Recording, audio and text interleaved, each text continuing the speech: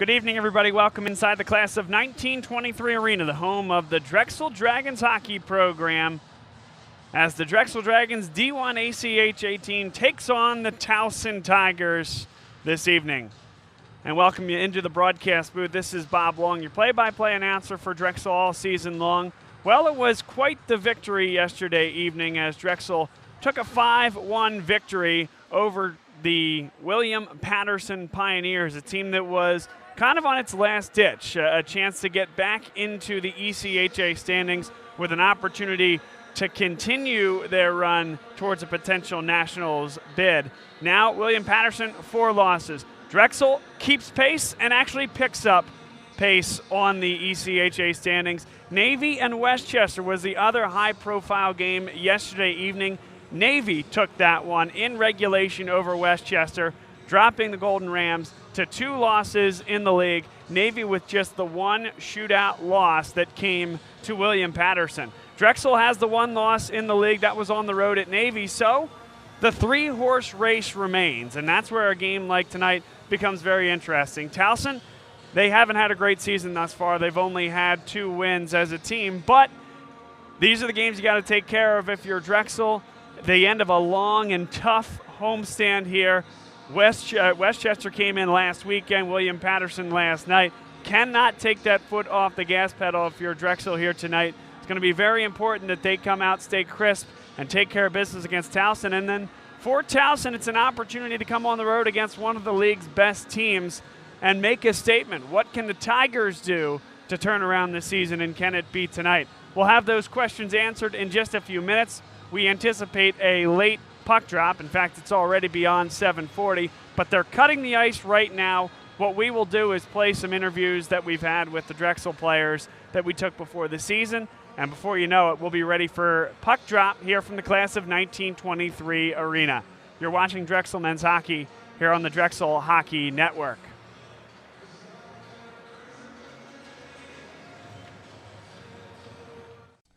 We're here with alternate captain Jamie Crane on the Drexel Hockey Network. Jamie, appreciate you being with us here today.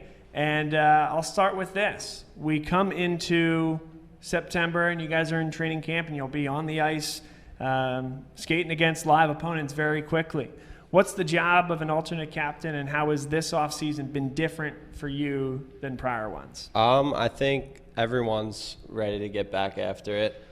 I think a big thing is really getting out there and setting the tone. We've had some good summer skates.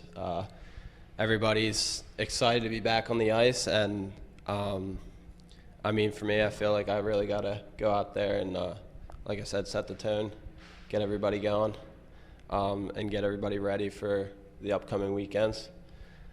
This summer is a little bit different. I feel like I have a little bit of different perspective on things coming ahead. Last year I wasn't sure what to expect coming in as a transfer, but I think we had a good year, and I'm definitely ready to get back after it. So you mentioned about setting the tone when it comes to the gameplay and getting into the season. If I could go a little bit deeper on that, what does that mean? How do you set the tone? I'll lay a big hit, maybe. I don't know. Get the physical play up. Set the tone as in the speed of play. Yep. Because come the next few weekends, it's not going to be it's not going to always be easy. Right. So when people watch Drexel hockey, folks that might be tuning in for the first or second time here this evening, what are they going to see out there? What is your identity as a hockey team? I think Drexel hockey, we do a little bit of everything. We grind it out, and then we also have guys that can make some big plays, and it can be pretty sometimes, and it also can be a little hard-nosed. Coming in as a transfer, what was that process like, and what would you say to somebody that might be considering a program like Drexel to come in and continue their hockey career here? It was interesting because you're coming from a different group of guys that you're used to, playing somewhere else for a couple years and then coming here. It's a different core of guys with there's different personalities, and then the team structure might be a little bit different too. So there's a lot of different little things to adjust to, but it was definitely easy adjusting to Drexel. Everybody, took me in, and I felt like I was a part of the family from the start, really. So that's great. That's great. And D1 and D2, I think, is a very interesting subject because it's year 2 of the D2 team, and it's a very deep team, will be this year. And obviously the idea is to feed talent from D2 to D1 over time. What is your role as an alternate captain or just generally as an ambassador for the program to, obviously correspond with their D1 guys, but also what's your role when it comes to some of the younger guys that might be playing D2 right now? I would just say to, talk to them, get to know them and let them know that, there's always room for improvement. Like, you never know when you're going to get the call. So, they could be brought up to play with us any weekend and really is not be satisfied and know that they have room to grow. And Drexel's still our team, we're always getting better. And, yeah, there's always room for improvement. So I would say the thing would be to, reach out to them and make sure that they know that, the coaches are always watching. All right, a couple quick hits for you before we get you out of here. Who's the funniest guy on the team and why? I would say Carms. I sit next to him in the locker room last year, and he's always a easygoing, happy guy. I don't know. I've never seen him without a smile on his face. He's always cracking jokes. And then when it comes to road trips, and you guys have the opportunity to travel all over the country to play this great game, what's the best part of a road trip, and what could you do without? It's easy to say that, you can always do without the homework on the road trip. No one wants to think about school when we're on the road. But yeah, the best thing about road trips is just being with the guys. The whole weekend, we're just all together in the hotel, from the bus. Yeah, road trips are always a fun time. Oh, that's great. Well, you'll have a lot of them this year. Hopefully a lot of success as well. We'll be watching. We'll be broadcasting you guys all year. Congratulations on the alternate captain role this year, and we will be following along, so thank you. Awesome. Thank you.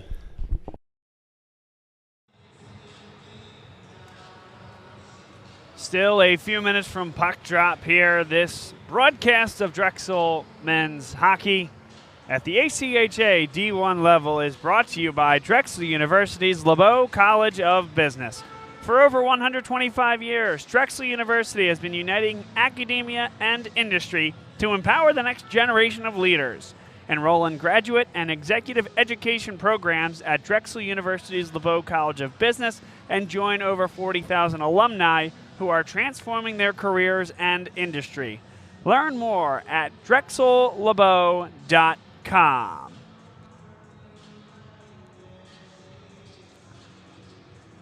We'll put one more interview in there, and then we will be joining you likely sooner than the interview finishes here, but just a few minutes before puck drop here on the Drexel Hockey Network. Intermission here on the Drexel Hockey Network, and we have Nathan Runk with us here in studio. Nathan, how are you? Thanks so much for coming on, and boy, looking forward to a big-time season here in 2019-2020. I'm feeling pretty good. This off-season definitely helped a lot just to get back into things. Definitely been working out a lot just to keep in hockey shape, but I'm looking forward to just getting together with the boys again, getting to wake up early and practice. Looking forward to that. Yeah, we're sitting here at tryouts, I guess this technically is. Training camp. Training camp in the fall. Break us down, if you could, what this time frame means. Obviously, you guys are just getting back together after the summer. How key are these next couple weekends for you guys to kind of filter through what will then be chemistry for the season? I think they're crucial. I think with training camp, it's just to get your legs back. And tryouts, you really just got to show what you got.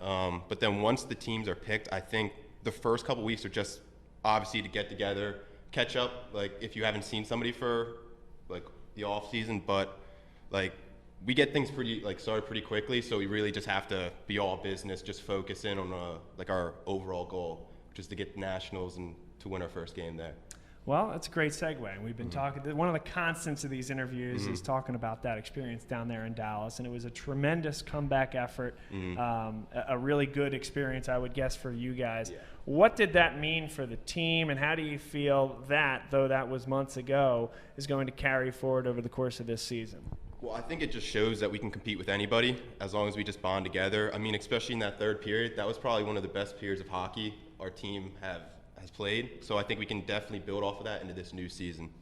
That's great. No, that's great. And so for you then as well, continuing to step up into a role with the departures of some of the seniors last year, including Dylan, who was, a tremendous player, and Jim, who kind of anchored that backside there. What does the role look like for you, but then also some of the other younger guys that are stepping up into veteran roles now? I'd say with me, the biggest thing that I can bring is just physicality to the game, and also just speed. Obviously, last season wasn't great when it came to scoring. I'm looking to step that up a little bit. But I think with a lot of the rookies too, they need to, I guess, accept the role that they're in, but don't be satisfied with it. Try and get better and try and get into a better role than what they start out with. I think to keep a positive mindset definitely helps as well.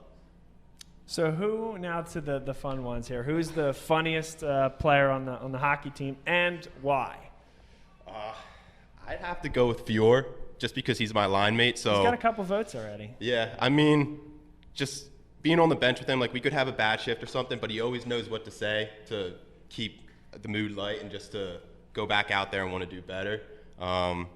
Definitely last year, he helped me a lot because I had a couple tough games, but he kept me positive. That's great. And then who's the most, I struggle with the correct adjective, but let's say profound. Who's the most profound player in the team and who really kind of makes you think, whether that's good or bad? I'd probably say Chris Hagan. He always keeps me on my toes. I mean, whatever he says, I have to be ready for it. I have to have a pretty good response or else he's going to let me hear it. And then which coach... how do I ask this? They're all going to hear this. Which coach is the most? Which coach is the easiest to make fun of? Let's put it that way. What are the things that the coaches do that you guys are making fun of in the locker room? All in good fun, of course. I'd probably just say Derek. I mean, he's kind of the shy type. I know we let him hear it during the intermissions and at the end of the game because he's not a talkative guy. He doesn't really say much, but. It's all in good fun. I mean, nothing personal. That's all about building the character of a team and chemistry. So that's why I asked the question. But it's things folks want to hear when they're getting to know you guys and watching you guys every week. So appreciate the time, Nathan. Best of luck with the season. Thanks for coming on.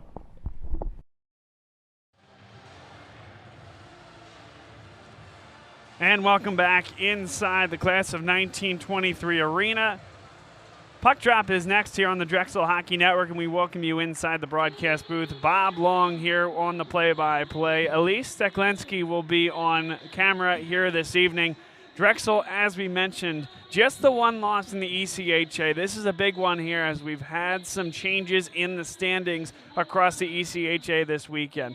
Navy took on Westchester yesterday evening, and Westchester dropped that game. So Navy now just has the overtime loss that they suffered to William Patterson. Drexel only that one loss that they suffered against Navy. This is a big one to keep pace in the standings, and it's going to be one of those 2, maybe 3 horse races over the course of the year. It's going to be a wonderful race, I think, the rest of the way. And, of course, the Nationals bid is determined out of the regular season. So different than you might see in some other sports. It's the reason why every game here is so important. And for Towson, a team with just 2 wins thus far on the year, a chance for them to turn around their season. They're going to rely heavily on Jacob Snyder in net, who has quite the save percentage. .723, very similar to what you have seen out of Jeremy Wick, but has given up more than 2 more goals per game than Wick has on the Drexel side. He's going to see a lot of shots. He's going to need to stand on his head here tonight, I think, if Towson's going to be able to beat Drexel. But 2 rivals here out of the ECHA, anything can happen, and this should be a good one. And now we're going to turn your attention to the ice as they're introducing Christopher Hagan, who is playing in his 150th consecutive game. That's him coming to the blue line right now. The starting lineup being announced. Connor Kurzenabe, Chris Hagan, Zane Reynolds, Jamie Crane, Tyler Black, and then Brian O'Toole will be in net. And now we'll turn your attention to the national anthem.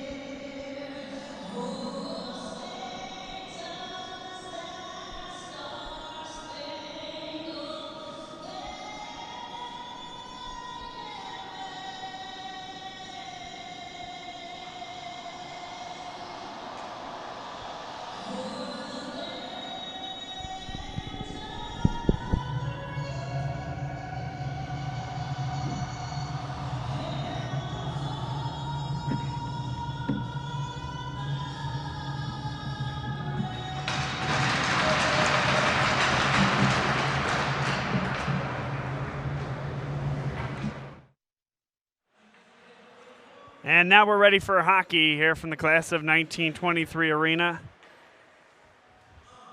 Drexel dressed in home white uniforms. Towson is in the road blacks.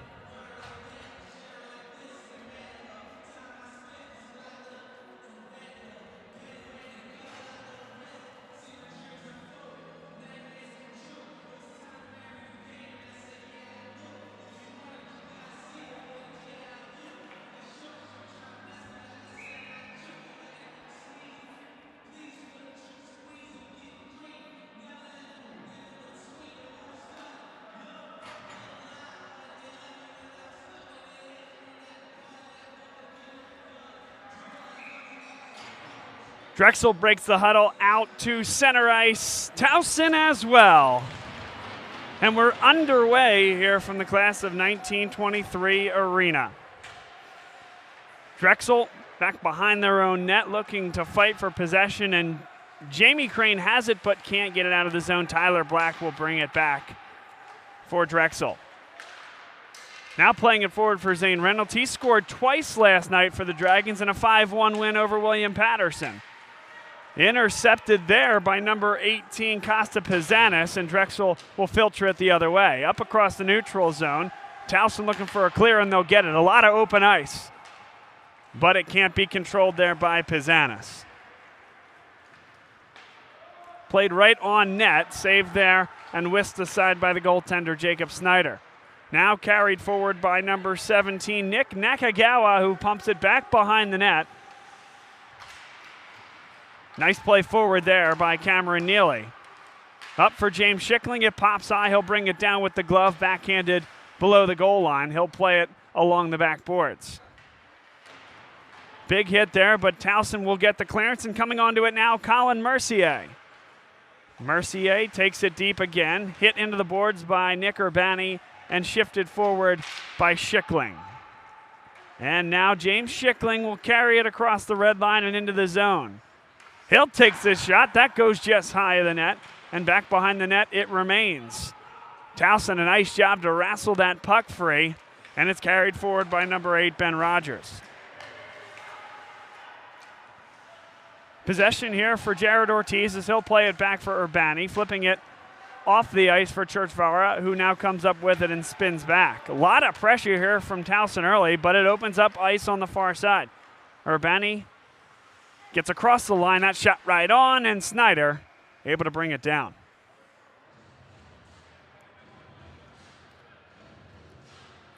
Another look here as Urbani took the shot. That came right in on Snyder, and he made the save. Didn't put a ton on that one. Might have been looking for a rebound, but a nice job by Snyder to stay right in front. Now, face-off is one. That comes all the way through Gianluca Travia. Sent it just a little bit wide. Big hit there. This one back behind the net. Brian O'Toole gets the start here tonight. That one goes wide, comes back to the other side. Dangerous spot, and Nathan Runk right there for Drexel. And here comes Chris DiCarlo playing it across. Jared Ortiz on the deflected pass, able to get his stick on it. But a nice job by number 24, Chase Collier for Towson to take away a good passing lane, what it looked like for Drexel. Now a long pass evades Costa Pizzanis, but it was touched, so no icing. DiCarlo now, good shift with that puck, brought across.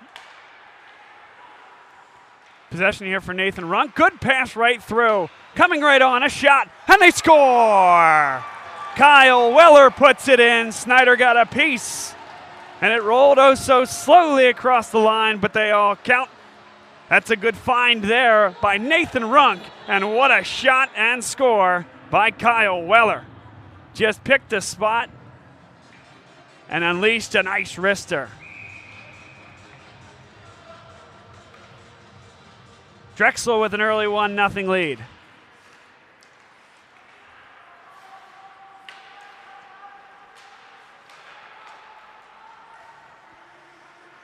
Now possession here for Towson. A big hit takes down Simon Goslin. Turning and firing was number 10, Colin Cunningham. Not to be, however, as it went wide. Nick Castura, good work on that puck. Looking to clear the defensive zone now on the other side of the ice. Connor Kurzenabe nearly gives it away. Drexel still with the puck, but now up to the point for Towson. Here's a shot into the catching glove of the goaltender, Brian O'Toole.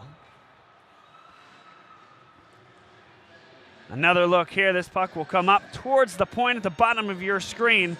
Simon Goslin saw some traffic in front, tried to direct it that way, and O'Toole, nice job to see it the whole way. Now off a face-off, Drexel looking for a clearance, but kept in there by Matt Curtin. But now it does come free, and it's a 2-on-1 for Drexel. Here's the shot, saved by Snyder. Off the stick of Jamie Crane, he had Hagen as well. Committed the defender that side and took the shot. Now across, Kurzenabe plays it deep. Kurzenabe keeps it right in at the point, and it's sent back behind the net. Christopher Hagen in there, as is number 9, Zane Reynolds, trying to keep it. Reynolds did only for a moment, and it does find its way into the neutral zone. Turning with it now, Tyler Black. Kurzenabe to the red line. He'll jam it back behind the net. That took an off-angle bounce from those boards, and it's going to give Drexel an opportunity. Back to net, set right across in between the circles, and a good stick there by Towson. This is going to come on net, so no icing there. Fortunate, as Towson had a very tired line, and they all got to the bench for a quick change. Now that one floats over the stick of James Marburger, carried in here by Drexel. Drexel turns on it now at the top of the circle. Played across for Mike Churchvara. Dropped back for Nick Urbani. He pinches up, and there were numbers for Towson, but they couldn't complete the pass intended for Colin Cunningham. Urbani passes it across. It's sticked deep, and James Schickling will get there first. Sent right on, and they score! Off-angle shot, and that's Patrick McGinley.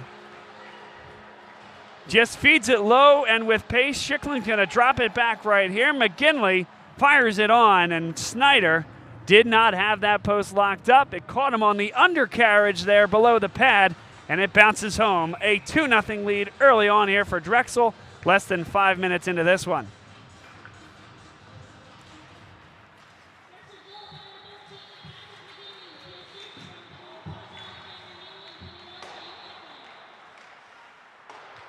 Now Drexel still with possession back behind the net. Looking to keep this one in. Sent back the other way. Mike Churchvara turns on it, played right up the middle, but nobody was there. Everybody's got a touch up, and they do, just in time as it's flipped deep by Costa Pizzanis. Nathan Runk along the near side boards, given away right in front. Here's a shot from the dot, and that one went high. Another shot did not get all the way through. It was tipped on its way there by number 27, Drew Lustig. Jarrett Ortiz, as well as Nathan Runk playing it forward, disposed, though, by the Towson Tigers. This played along the near side boards by Chris DiCarlo and flipped high by Towson. And here comes on a 2-on-1. Matt Curtin has it with a backhand. That one never got on net, but a dangerous look for Towson. They trail 2-0, 13 minutes, 55 seconds to play in the first period. A long one down the ice, knowing that Nick Castor was going to get there first. So that displaces any icing call that they would have had. Nice vision by Churchvara. Now they come to the bench. Wyeth Cool is out there defensively, as is Gianluca Travia. Carried in by Weller, the goal scorer. That one low and on the ice, saved by Jacob Schneider.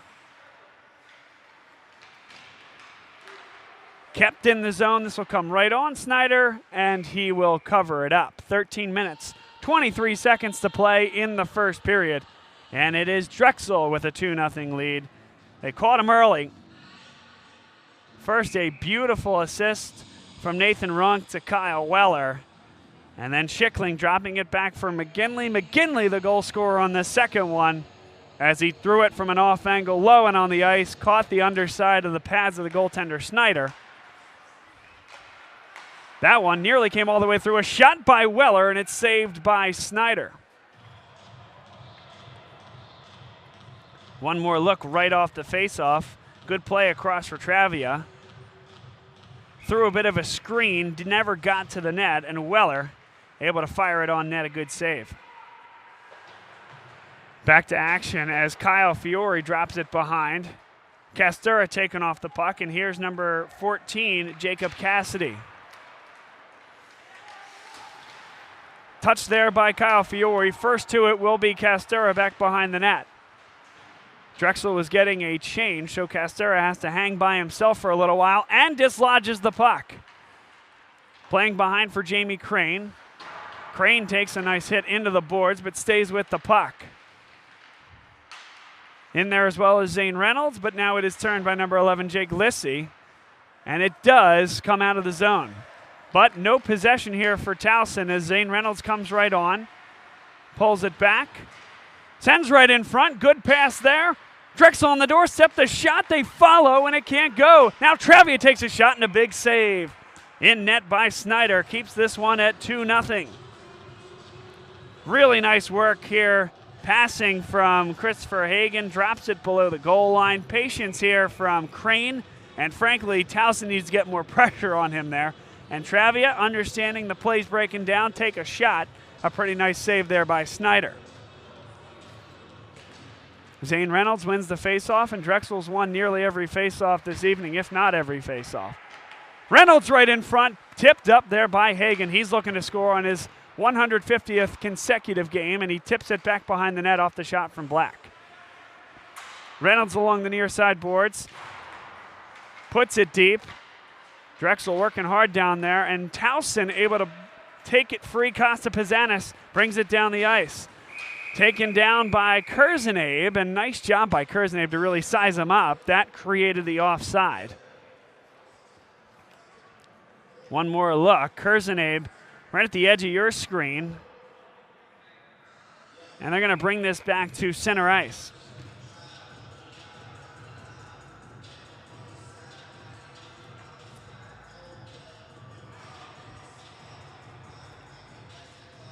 McGinley not so thrilled as he's kicked out of the faceoff circle. Drexel controls the puck. Kurzenabe, a touch there, and we get a whistle as the puck goes into the penalty box right in front of us. 11 minutes, 42 seconds to play in the first period. And Jacob Snyder has already been forced to make some key saves, and two of them already beat him. Here comes Drexel building forward. Cameron Neely stops on a dime on the near side, dropped right in front, and that bounces over the stick of Schickling on the weak side. Patrick McGinley back behind the net. The puck pops high over, and now McGinley in front of the net.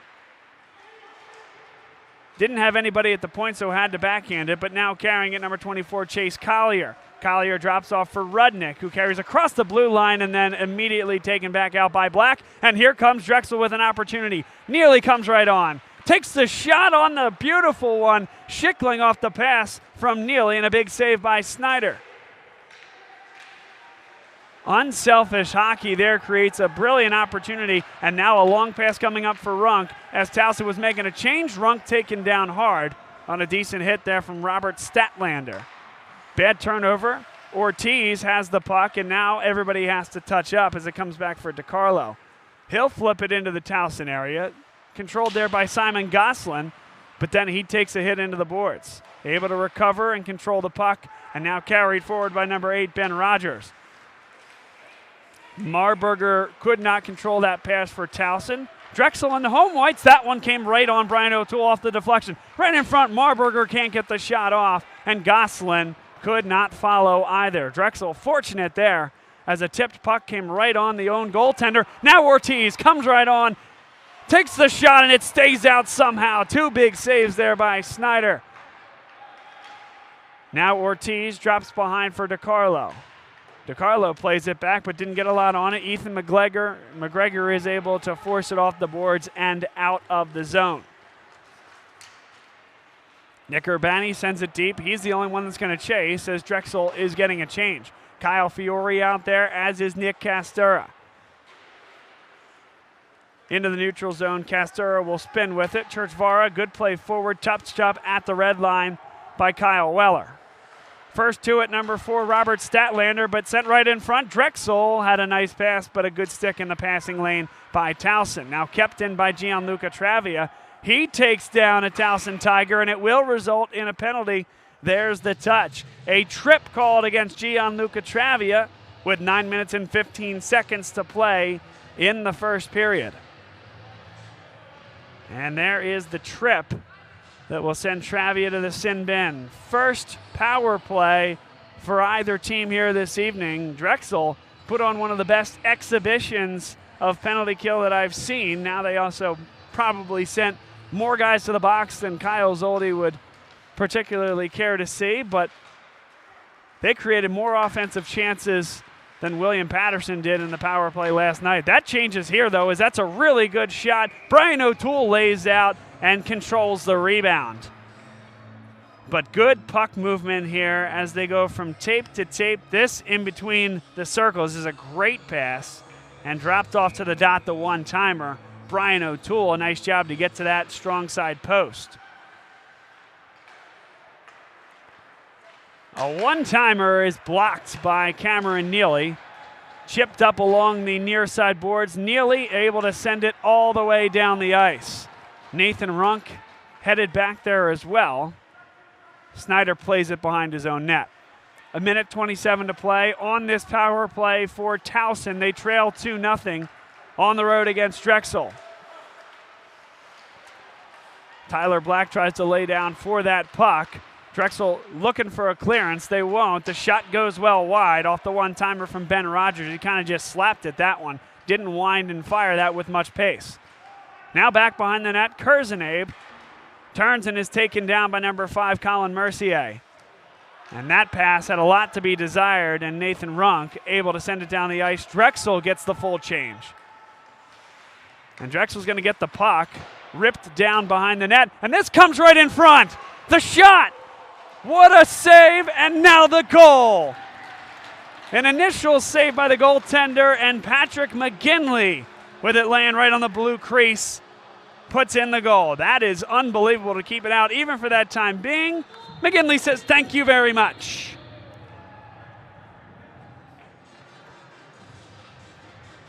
(3-0) Drexel with 7 minutes and 57 seconds to play in the first. A shorthanded goal for the Dragons. A tough bounce off the backboards there. Dropped it right in front. Urbani had the first shot at it. Really a great save by Snyder. And this time he's going to make no mistake and cover it up with 31 seconds left on the man advantage for Towson.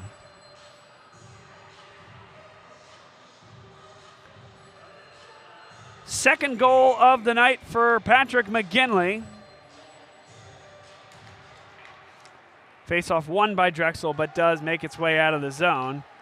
Churchvara patiently waits, fed up the ice, touched up there by Nathan Runk. And it's kept in at the point by Churchvara, and now he'll pull it back. Precious seconds being wasted, as Urbani will now send it deep. 8 seconds left on the man advantage. Down to 1. Travia out of the box, and Drexel back to full strength. Here comes Zane Reynolds. Urbani, wrister, a blocker save, and up into the netting.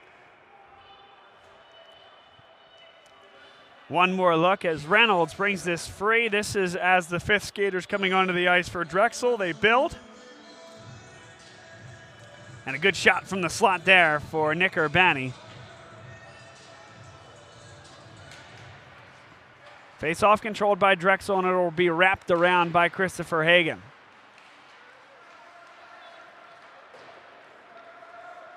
Now out ahead of it is number 10, Colin Cunningham. Back behind first is Gianluca Travia. Travia whiffed on that one, but it does find its way to Hagan, and here come the Dragons. No numbers. Reynolds is up ahead. A wind and a slap, and he scores!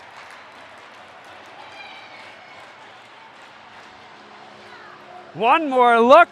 Jamie Crane, the alternate captain, just winds and blows it by the goaltender Snyder on the blocker side. 4-0 Dragons.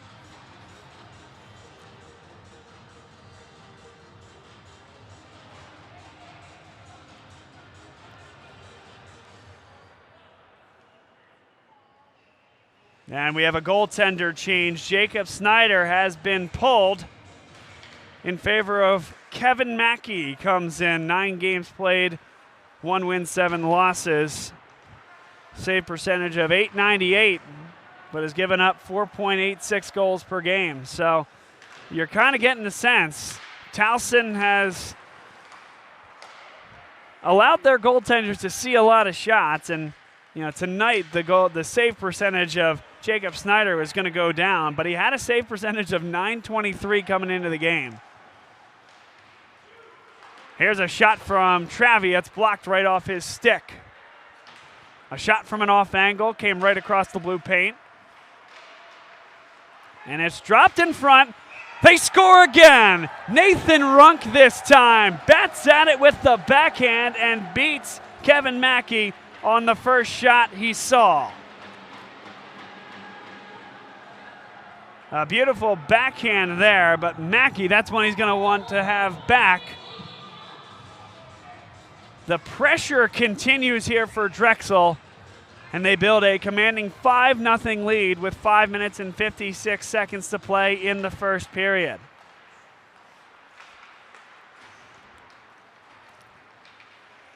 This one brought forward by Connor Kurzenabe. Kurzenabe's shot is saved there, and it goes up into the netting. A stoppage with 5:44 to play in the first period. One more look as Kurzenabe comes on. Had some space at the top of the circle, so why not take that shot? And Kevin Mackey really doesn't have his sea legs under him yet. Nathan Runk again came right in front, nearly a similar situation of the goal he just scored a minute ago. Dumped back behind the net. On it, number 8, Ben Rogers. Rogers plays forward for Ethan McGregor. McGregor can't get it out of the zone.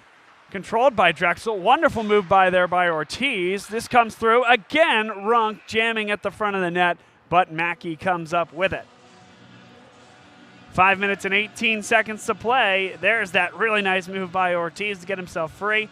A deflection there brings it straight into the air, and Runk making life difficult early on for Kevin Mackey. He's had 3 looks right in front of the net since Mackey's been into the game and has forced him to make a decision. A shot comes off the side netting off the backhand from Nick Castura. Back to the point, Tyler Black. Shot deflected in front, and Kyle Fiore can't finish. He follows it to the near side boards, however, and Drexel in there on the forecheck trying to create the opportunity offensively. Castura brings it free. Back behind the net. Looks in front. Weller, a shot. And it's saved by Mackey. That one caught underneath the padding, and that was nearly the second goal of the night for Kyle Weller. Beautiful play from Castura. Nobody in front to take Kyle Weller, I should say, off the puck. And Kevin Mackey, as well as Jacob Schneider, simply being left out to dry this evening by the skaters for Towson. Now deep below the goal line, Kyle Fiore brings it back to the point. Kurzenab shot come all the way through, and it's pad save there by Mackey. This puck flipped up and out of play with 4 minutes and 40 seconds to play in the first period.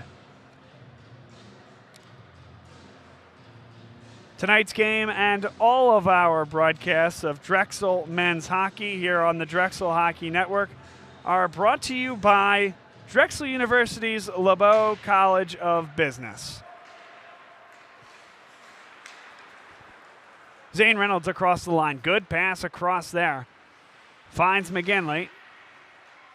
Make that Jamie Crane as this now comes through for Urbani. A shot comes right on. It might have been all the way through to Mackey, and he made the save. Churchvara, that shot into the catching glove and then right back out, and Mackey has to jump on it. That's one that Mackey has to clean up, has to catch that in the air and not produce that rebound. Fortunate once again to keep that one out of the net.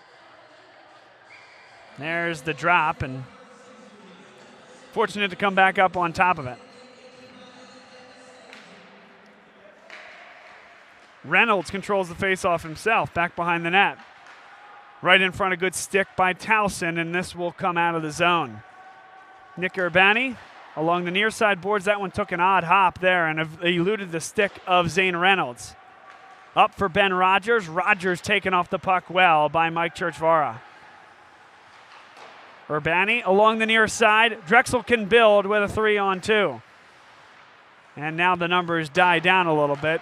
Dropped deep by Drexel. Played across by James Marburger. Controlled by Rogers. Rogers into the zone. Trailed there by number 9, Ethan McGregor. Drop back behind, and Towson's going to elect to get a change. 3 minutes and 30 seconds to play in the first period. Mike Churchvara. A cross-ice pass. Cameron Neely takes down number 4, Robert Statlander, as he follows the puck into the zone. Simon Gosling back behind the net. Good work there by Gosling, but turns and nearly gave it away. Fortunate to get that back. Now it is indeed a turnover as Schickling is back for it. Gosling, he'll try it again. Comes right in front. A giveaway, a wind, and a fire by Travia, and a big save by Mackey. Giveaway one more time. Drexel continues to fire away as Towson cannot get the puck out of the zone here, and now they do bring the puck into the neutral zone, carried forward and chipped back behind the net. It's kind of a losing proposition every time Towson can get a puck deep. They're forced to dump it deep, and they're coming off a very long shift, and now up ahead of the defense is Schickling. Schickling comes right on. There's a delay penalty coming up. Schickling brings it right in front. Schickling takes a huge hit after the fact, and Drexel takes some umbrage with that one.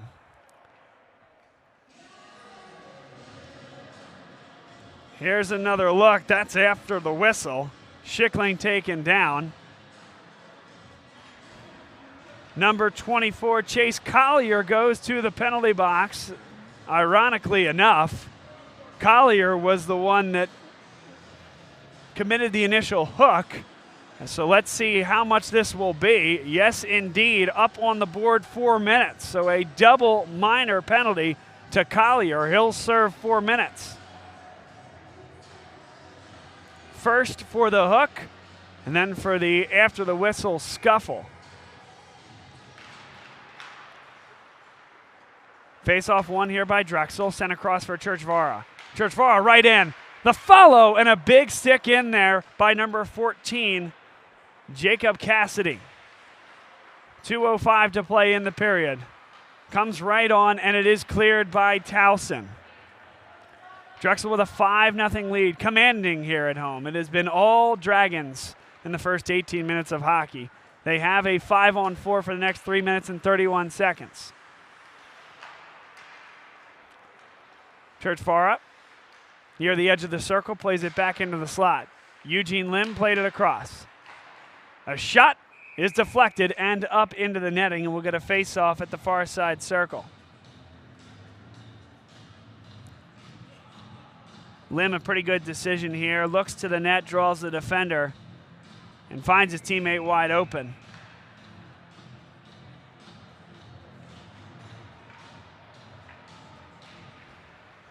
Drexel controls again. Hagan plays across for Urbani.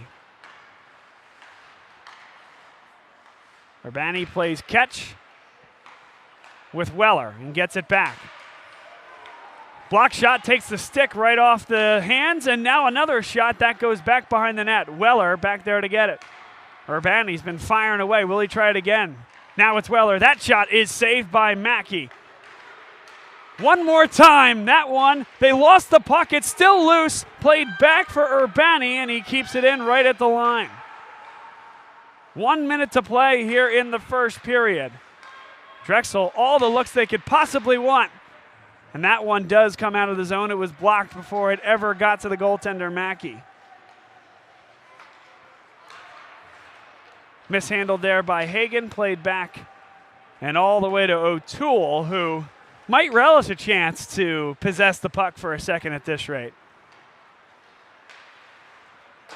This one comes across for Hagan. Everybody waits at the line, and now he's across. That one comes on the backhand of Weller, so we'll play it back. Urbani from the slot. That one didn't get there, and the follow was just wide by Drexel, and it's cleared by Towson. 17 seconds left in the period. Perhaps time for one more rush. But not a lot of urgency here from Drexel. Here's Weller playing forward for Eugene Lim. Taken off his stick, fired all the way down to 1 second, and that is the end of the first period here from the class of 1923 arena, the home of the Drexel Dragons. As dominating a period as we've seen in our time broadcasting Drexel hockey, 5-0, still 1:41 on a power play to begin the second period. And Towson looking for answers, headed to the locker room. We'll continue the practice of playing interviews that we've culled over the last few months with these Drexel Dragon hockey players. We hope you enjoy them. And stay with us. We'll be back here very shortly for the beginning of the second period here on the Drexel Hockey Network. Back, it's intermission here on the Drexel Hockey Network. And we have the captain, Mike Churchvara, here with us. Mike, welcome, and thanks for spending some time with us here. Thank you for having me on. It's really nice to be here again. It's been a while. Absolutely. Yes, it has been, but happy that it's hockey season again. All is right with the world. Definitely. All is right. I know what to do now. Yep. I'm okay.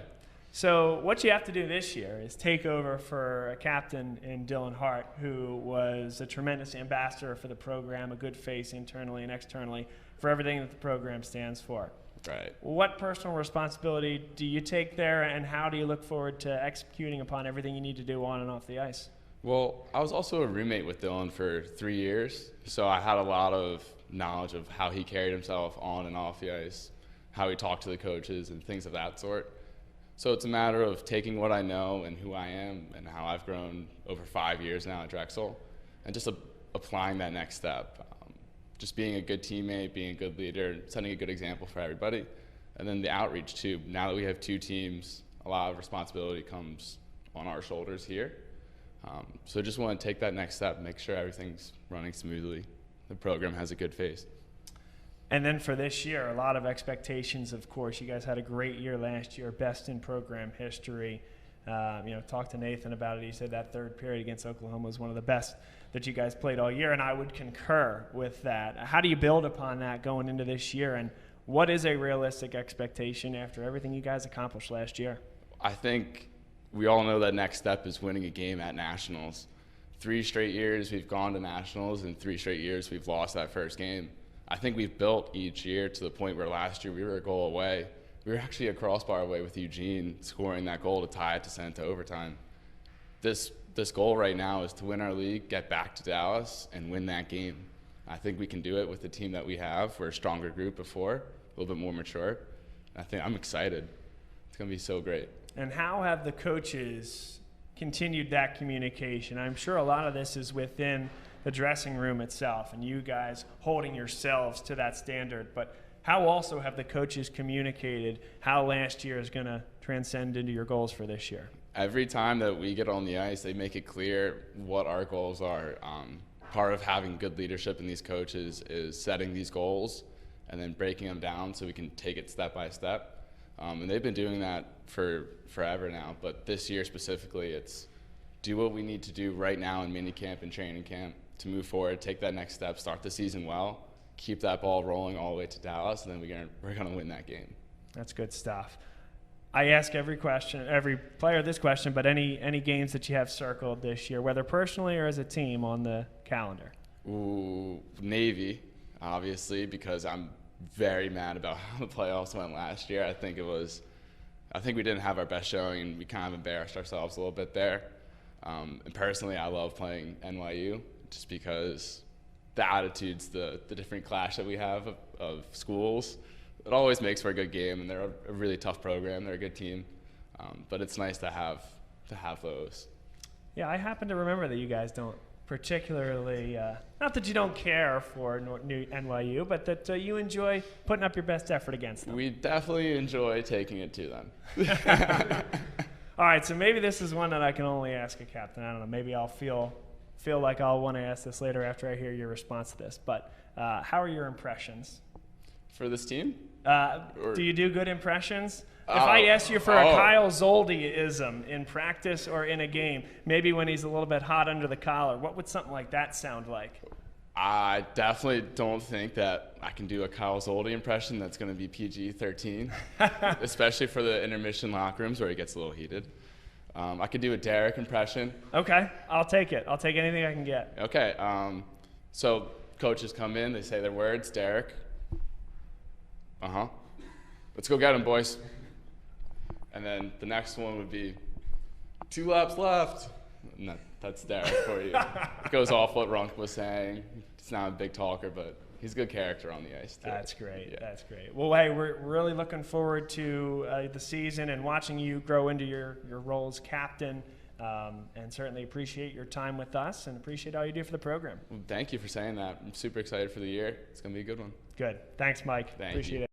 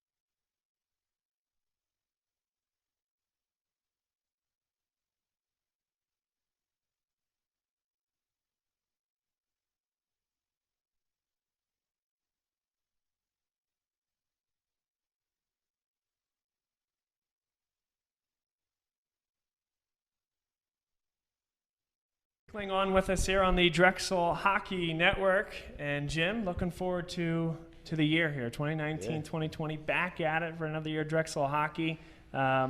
What's the thing you're most looking forward to for this campaign? Really just getting back on ice with the guys. Starting off hot right next week, 2 weekends in Buffalo. So really just getting back out there and right away getting back to playing with everybody. Everyone's been off on the summer, kind of on their own, just trying to stay on the ice and get ready. So to have everyone back together would be good. Well, and we're talking here at the training camp in September, and I have to imagine that this is a very crucial couple of weekends to get everybody back together for the first time. And you guys are on the ice quickly in game situations.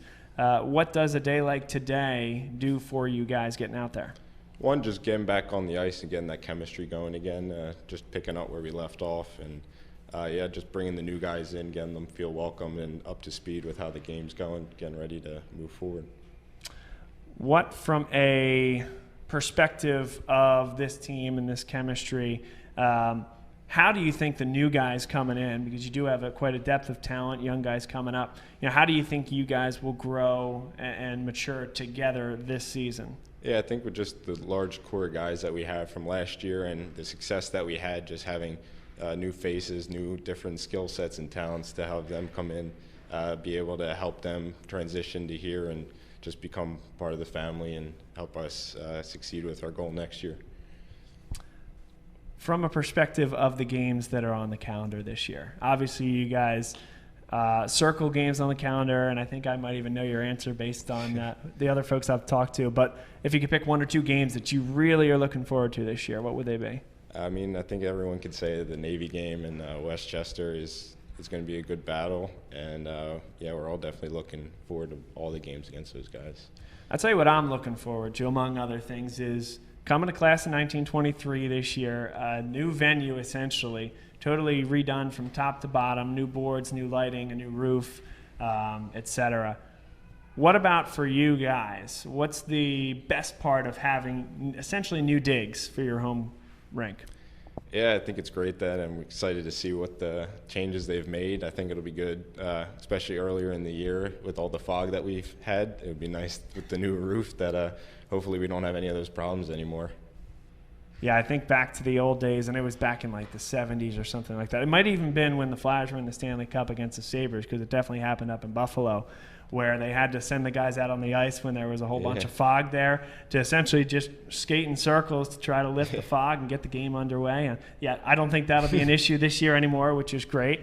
So a couple of hot seat questions for you. Funniest guy on the team?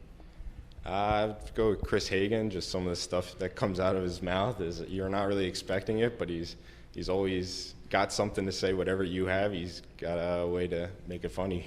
Is it like a dry, quick wit type of thing, or? He's just everything he's got to say. He just knows how to make individually. Just each guy, he knows what gets them going and makes them laugh. And then who will say something that'll make you think, and what's an example of that?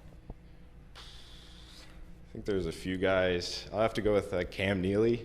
Spent a lot of time on the road, especially as his roommate and sitting next to him in the stall. And some of the stuff he asked me, whether it's about school or just life in general, just really makes you think. Sometimes where his head's at, and sometimes just it really makes you think about whatever. Yeah. That's good stuff. That's good stuff. Well, hey, I appreciate you taking some time with us, answering some of the hard questions here. We'll be watching you out there on the ice this year, and wish you guys the best of luck. Thanks a lot. Thank you.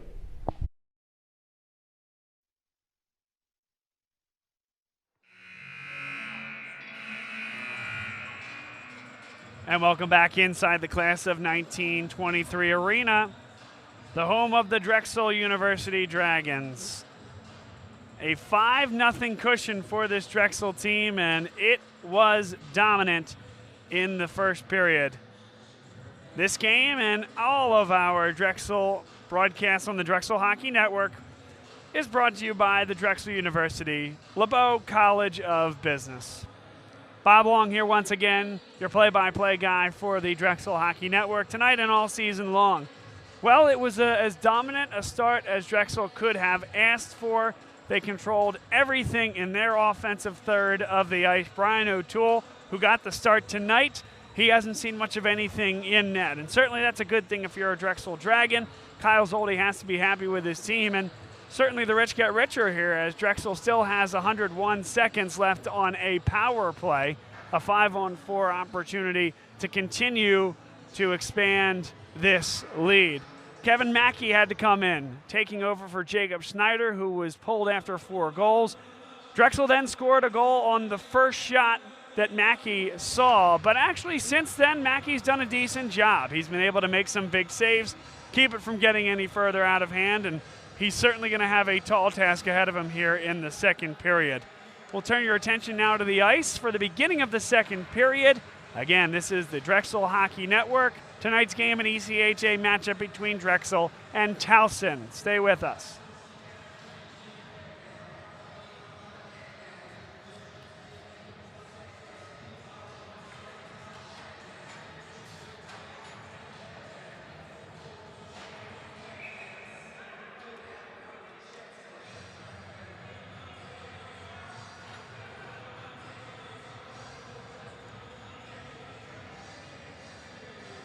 Towson with a few last-second instructions before breaking the huddle.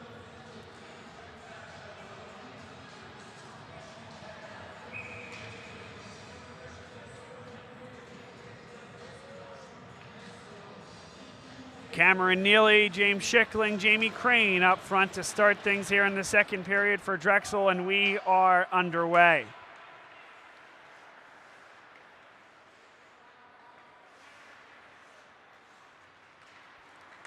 Carried forward here by the Dragons. Jamie Crane drops it back for Mike Churchvara. Eugene Lim takes the shot. That one a blocker save by the goaltender, Kevin Mackey. Back to the point, Mike Churchvara with the puck, winds and shoots it, and it is into the stomach of the goaltender, Mackey, who makes the save. One more look as this one's played forward towards Churchvara. That one with a lot of pace, Mackey sizes it up and makes the save. Eugene Lim from the top of the circle. That shot is deflected right off the stick, up and into the netting. Still a minute 2 to play here in the power play, just 40 seconds into this period. Drexel a 5-0 lead over Towson.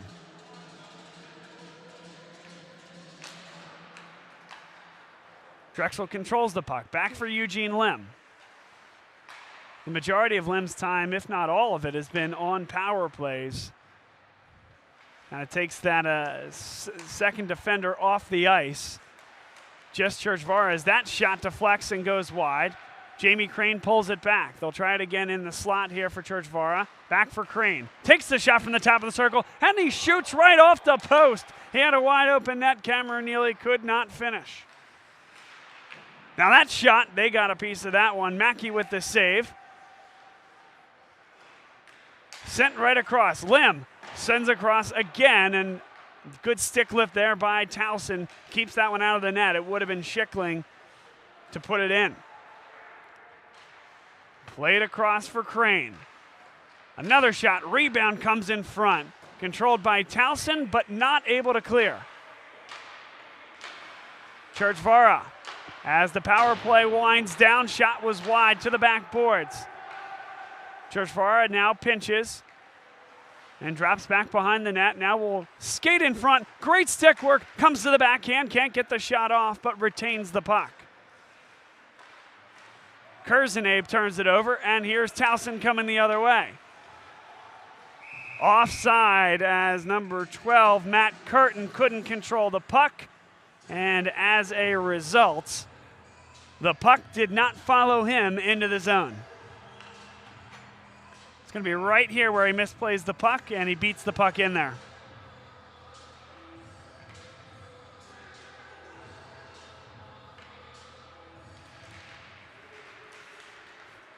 Skating onto it now is Chris DiCarlo, nudging back below the goal line. Nathan Runk is out there as well. DiCarlo takes a big hit, and very nicely, Towson is able to send the stick back his way.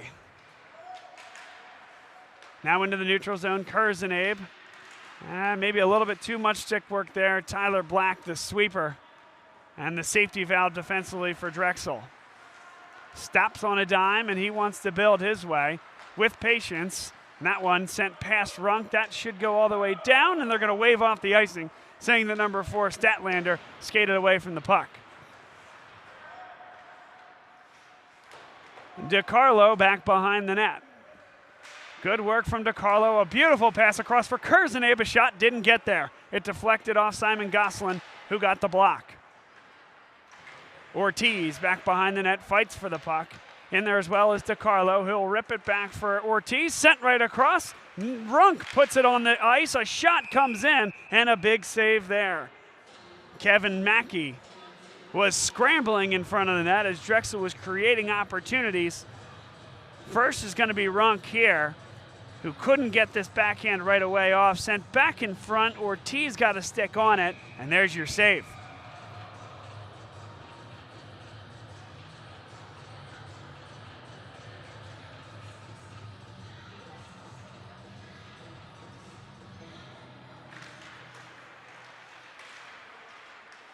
Drexel gets the puck, sent right across. A good stick there by Mackey, and he'll cover it up with the glove. 16 minutes, 39 seconds to play here in the second period. It's Drexel 5, Towson 0. One-time shot is deflected before it ever got to Mackey. Kyle Fiore works back there, as does Castura, dropped in front, and Weller, his shot was blocked. Kept in, and here's Weller right in front. Fiore drops it off. What a play. Unbelievable. Kyle Fiore for Kyle Weller. And Nick Castura drops it off. A goal for Castura. What an unselfish play right there by Kyle Weller. And Drexel leads 6-0.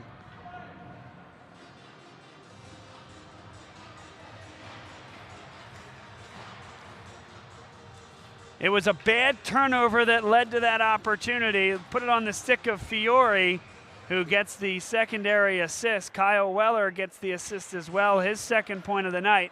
And then Nick Castura puts the goal in, his first of the evening. And really, it was essentially a 3-on-none as Towson was moving forward, turned it over in a really bad spot, and set up the tic-tac-toe for Drexel. Schickling takes the shot and does get through there to McGinley off the deflection. Now back behind the net. Drexel working hard for it. Towson comes up the ice. A big hit there along the near side boards. No penalty called. Cameron Neely now turns with the puck. Numbers for Drexel. Schickling and McGinley at the line. This is Schickling. Off for McGinley. Sent across. Brought down by Crane, but a nice job to turn on it here by number 8 from Towson, Ben Rogers.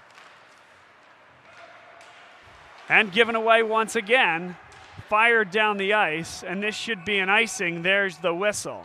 Travia wins the race to the dot. 15 minutes, 15 seconds to play here in the second period. A lot of hockey left, but Drexel in complete control.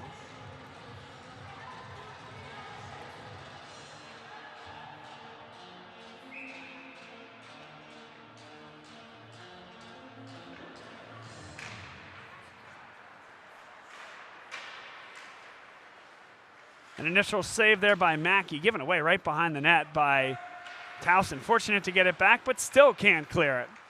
Churchvara, good stick work. Turns it back and has his teammate Hagen there if he wants him. Hagen takes the shot, didn't get through all the traffic, might have been deflected by his own guy, Jamie Crane. Churchvara finds Urbani. Urbani carries it in. Tried to lift the puck. A nice play by number 24, Chase Collier, but given away. Here's Churchvara. Drops it right off. And we get a whistle. Penalty is called. This should go against Towson, but it looked like that went right off the post. Here's another look. Churchvara taken down with the trip. There's the shot. Net comes off the mooring, and the puck went right off the post, it looked like.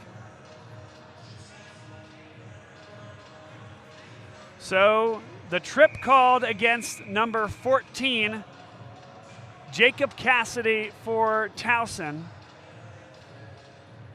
2-minute minor, Drexel back on the man advantage.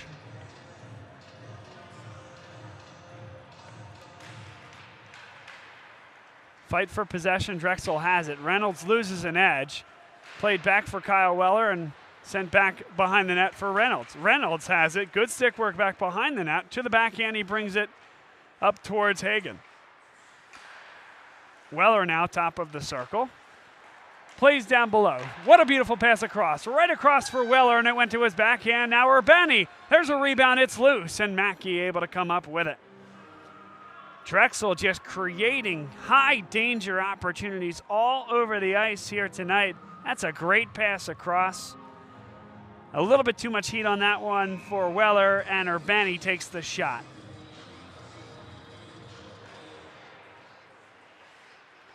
More possession here for Drexel off that face-off win. McGinley plays back for Urbani. That shot comes through and was deflected before it got to Mackey. They'll try it again with 1:18 to play in this power play. 13:52 in the period. Top of the circle. What a pass across. That one eluded the stick, however, of Kyle Weller. Hagan gets it back. Went to the back post, and there was a wide opening there, but McGinley couldn't finish it off. Now another shot comes through. Rebound right in front. He scores. It's a hat trick for Patrick McGinley. McGinley with his third of the night, a power play goal, and Drexel goes up 7-0.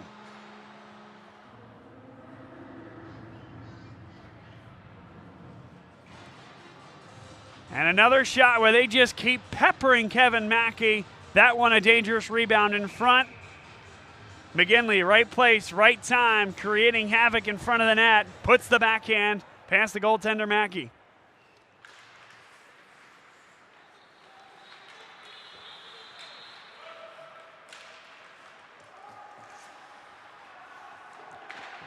Drexel in complete command here this evening. And we're not even halfway done this hockey game.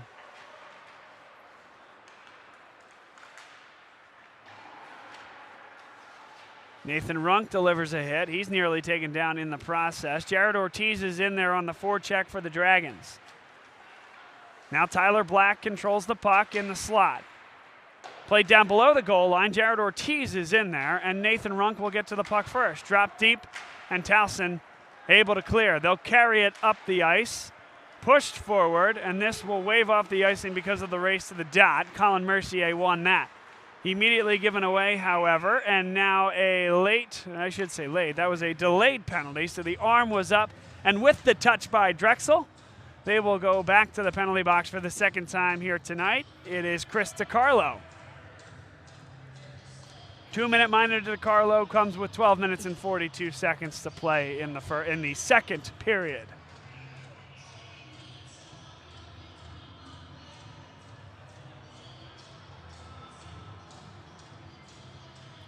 The last time Drexel went a man down, they scored a shorthanded goal.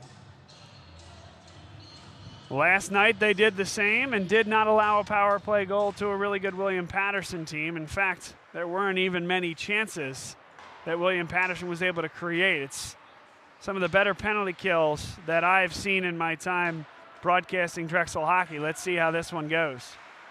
That's a giveaway. They had a guy right in front, elected not to send it in front of the net. They'll build from the point. In the slot, Rogers, a shot. Came all the way through. The rebound was sent wide. And cleared down the ice by Drexel. Pat McGinley forces it to be played by the goaltender, Mackey. Wasting seconds now, 100 seconds left on this power play for Towson. Drop deep in the zone, James Schickling, not going to have time to turn on it, but just rips it around as Towson was getting a change. Very smart play that time by Schickling.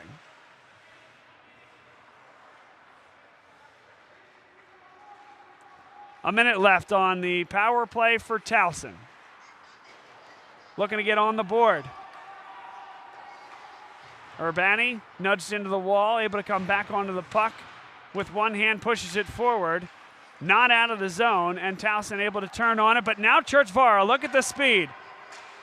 Churchvara gets to the puck, takes down one of the members of Towson, now nearly sent it right across, and a deflection there by number 24, Chase Collier. Drexel can take their time. They'll take another shot to the backside, and he scores!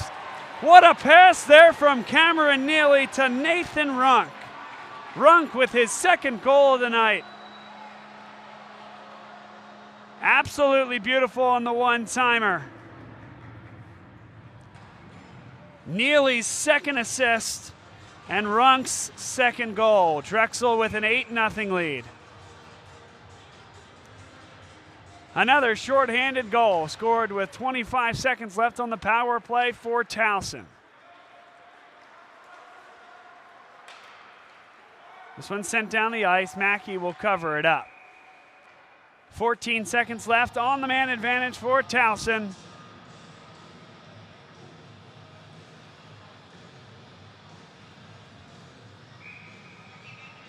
Give Mike Churchvara a secondary assist on that last goal as well for his pass across the ice to Cameron Neely.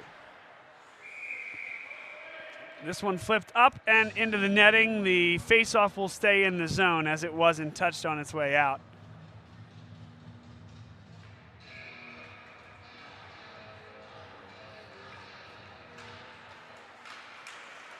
Shot comes right on off the faceoff win by Zane Reynolds. Final 3 seconds left on the power play. Drexel will come back to full strength. Good stick lift from behind there by Reynolds.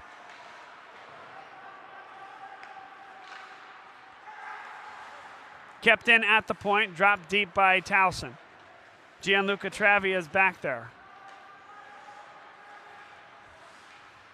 Patience here from Wyeth Cool. Good stick work played up for Zane Reynolds. Reynolds with a lot of speed. Now we'll pull it back to the point. That shot is blocked right off his stick and able to nudge it deep.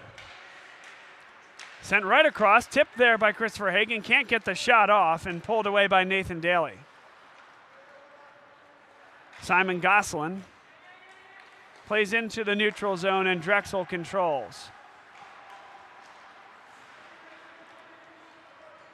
Towson builds and now sends it back behind O'Toole.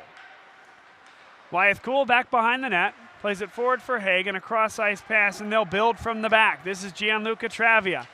Carries into the offensive zone, stops on a dime, and now has it back behind the net. Really good stick work there from Travia. Right in front, Weller with the shot, and it's saved by Mackey. 9 minutes and 26 seconds to play in the second period. There's the tail end of the good stick work from Gianluca Travia. A beautiful pass comes right into the middle. A lot of puck watching here by Towson, as there's no reason Weller should have been able to get that shot off. Now another shot, backhanded, saved well off the pad of the goaltender, Kevin Mackey. Tyler Black, and now a penalty. This is going to go, looks like against Drexel. Connor Kurzenabe, a high stick. So Kurzenabe to the sin bin with 9 minutes and 14 seconds to play. The third power play of the game for Towson. Unfortunately for the Tigers, the last 2 times they were on the power play was Drexel scoring a shorthanded goal.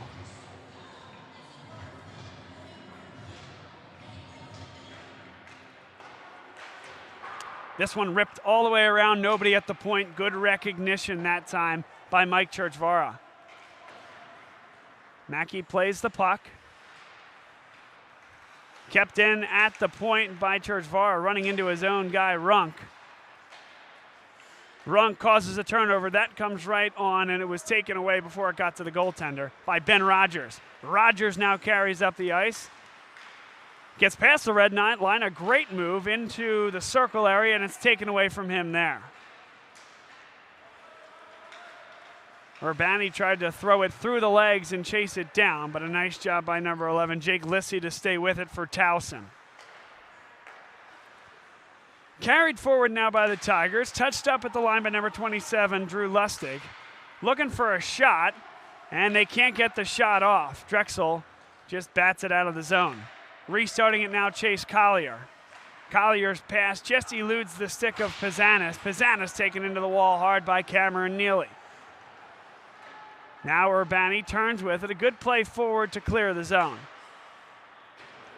This is dumped deep, and that's an icing. An unforced error there by Towson. We'll get one more look at it. And not far behind the red line, but certainly an icing, and not what the doctor ordered if you're Towson. You know, certainly there's a disparity from a talent and a size and a speed perspective, but that's just an unforced error that time from Towson. 36 seconds left on the man advantage for Towson. A shot comes on a backhand from Schickling, and it's saved by Kevin Mackey.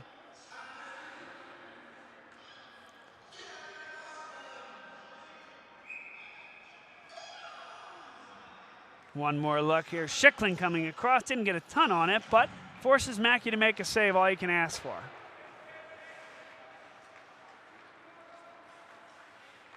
Cassidy carries the puck forward for Towson.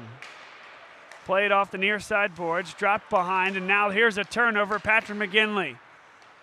Good poke there by Towson, as McGinley had to make a spectacular play if he wanted to do anything there. He didn't have any numbers. Kyle Fiore able to whack that puck to the side as it was coming through towards O'Toole. 2 seconds left, and Drexel now has its fifth man back on the ice. A one-timer blocked initially, and now here comes Drexel the other way. Castura just off the bench, has Fiore if he wants some, drops off for Fiore, and he just missed it, and that one goes in. No, they wave it off.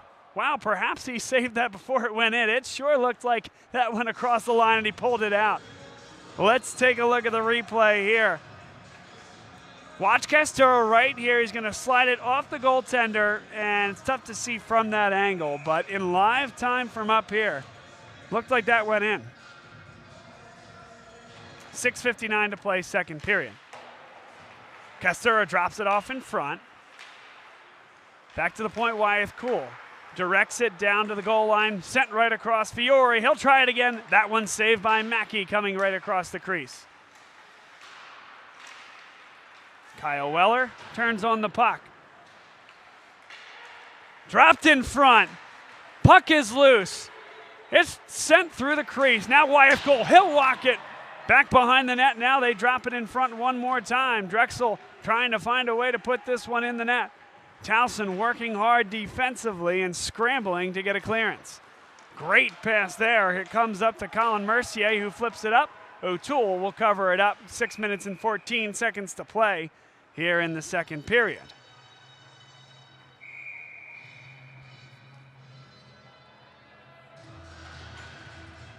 Today's game and all our Drexel hockey broadcasts are brought to you by Drexel University's LeBeau College of Business. For over 125 years, Drexel University has been uniting academia and industry to empower the next generation of leaders.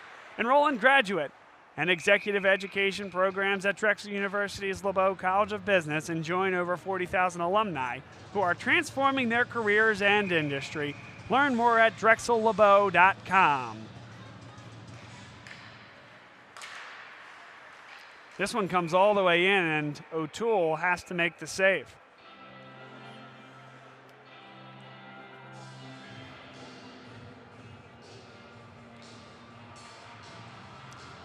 Clock stopped at 6 minutes and 1 second left in the second period.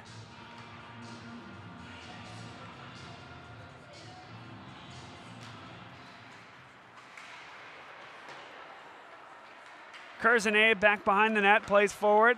A nice pass cross ice for Crane. Now built from Tyler Black in the back. Chipped up by number 10, Colin Cunningham. He'll chase it back behind the net. Curzanabe first there defensively for Drexel, and now he'll carry it up the ice. Good stick work, played forward for Zane Reynolds. Reynolds rips a pass across intended for Christopher Hagan. Hagan, a nice job to come up with that puck and play it back towards the point. Black's shot is deflected and goes wide. Jamie Crane able to knife that one back deep, keeping it in on the forecheck. Christopher Hagan in there on the forecheck as well. And now given away. Towson comes back the other way. Chance for a 3-on-2, but instead they're going to the bench. So all alone up there is number 24, Chase Collier. O'Toole will cover it up. 4 minutes, 56 seconds to play, second period. Yeah, unfortunately, that's the tough thing here for Towson. They work so hard to clear the zone. Drexel's had such consistent possession that when you have what would be a modicum of an odd man rush, that's normally at the end of a line. And you have a tired line out there, and you just have to get new skaters on the ice, or you're going to get burned on the other end. Kind of damned if you do, damned if you don't for Towson. A follow there. Nick Urbani got 2 blocks on it before it ever got to O'Toole. Now played forward over the stick of Runk. Runk taken down there as he tried to lay the hit. He lost his footing along the Drexel bench side. 4:38 to play, second period. Jared Ortiz comes up with it. And just offside, it might have been Nathan Runk. I don't think it was Urbani that was offside. Let's take one more look. Near side of your screen, it'll be Runk. Far side will be Urbani. See who comes across the... Boy, I don't like that call whatsoever. That he was not offside. Certainly Runk beat Ortiz into the zone, but that puck was long off Ortiz's stick and into the zone by the time Runk got there, and I think that's a poor whistle. And now losing an edge back behind was Chris DiCarlo. A delay penalty here against Towson. O'Toole comes to the bench. 6 skaters on the ice for Drexel. Mike Churchvara plays it behind the net and carries it forward. Up for Urbani. A long shot deflected there. Still no touch from Towson, and now they will get the touch with 3 minutes and 58 seconds left to play in the second period. It was 5 goals in the first period for Drexel. It's been 3 here in the second. An 8-0 lead against conference foe Towson. Team that only has 2 wins on the year. They've been struggling, and unfortunately, the floodgates have opened this evening here at the Class of 1923 Arena. Eugene Lim out there, again, almost exclusively, perhaps exclusively, for power plays. Shot goes wide, and Jamie Crane has the puck now. Churchvara gets it back in the slot. Crane, a shot right into the catching body of the goaltender, Mackey.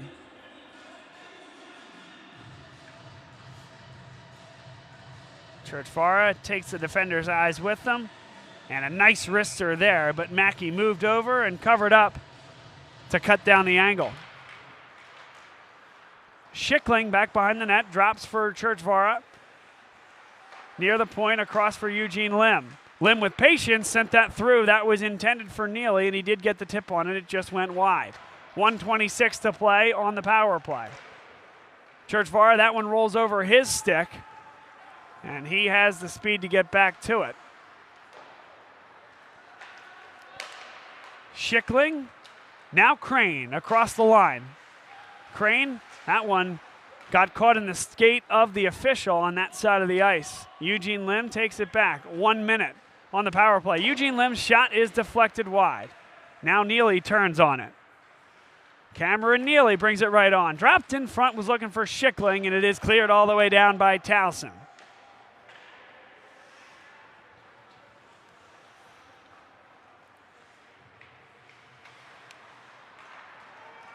Played forward here. Shot by Reynolds, went up high, and a big save there. Kevin Mackey was put to test, and that time he was really good. That is a tough one to save up near the shoulders. Zane Reynolds had that one slotted upper 90. One more look.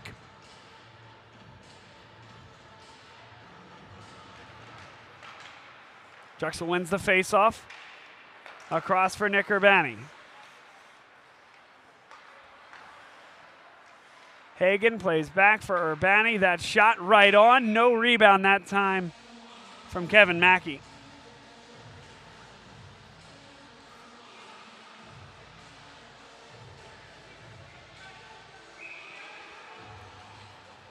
Another look. The wicked wrister of Nick Urbani. And the save made there by Kevin Mackey. Towson able to clear it, but a nice job to bring that down by Nick Urbani. He'll control it and bring it forward. 13 seconds left on the power play for Drexel. Touched up at the blue line by Patrick McGinley, who will chase it deep. He loses an edge, but able to clear it forward to the other side, and it is coming off a skate of Towson and out of the zone. Back to full strength here for the Tigers, up and into the catching glove on the bench of Nick Castura. Good hands.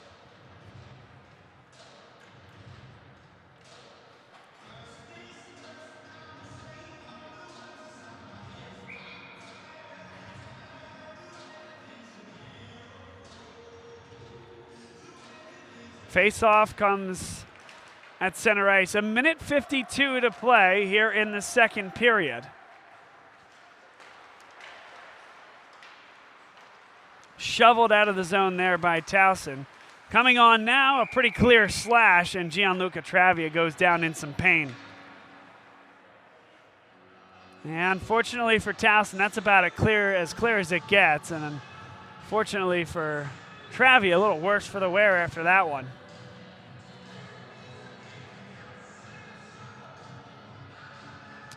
So Drexel back on the power play for the next 2 minutes.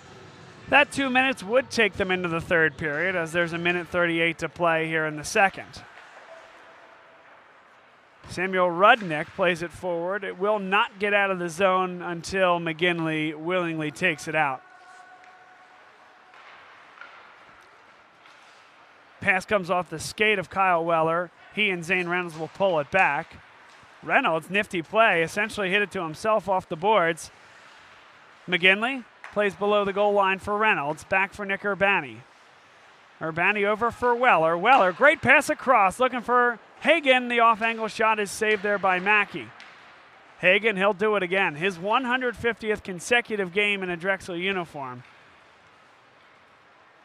Towson happy enough to send that down the ice and get a change. 50 seconds left in the period, 70 left on the power play for Drexel. Weller pulls it back. Urbani with a shot is saved again by Mackey, and Mackey's done a decent job in recent minutes to, I wouldn't say keep his team in the game, but keep it from getting worse. Another good wrister here through some traffic. He saw it the whole way, however, and made the save.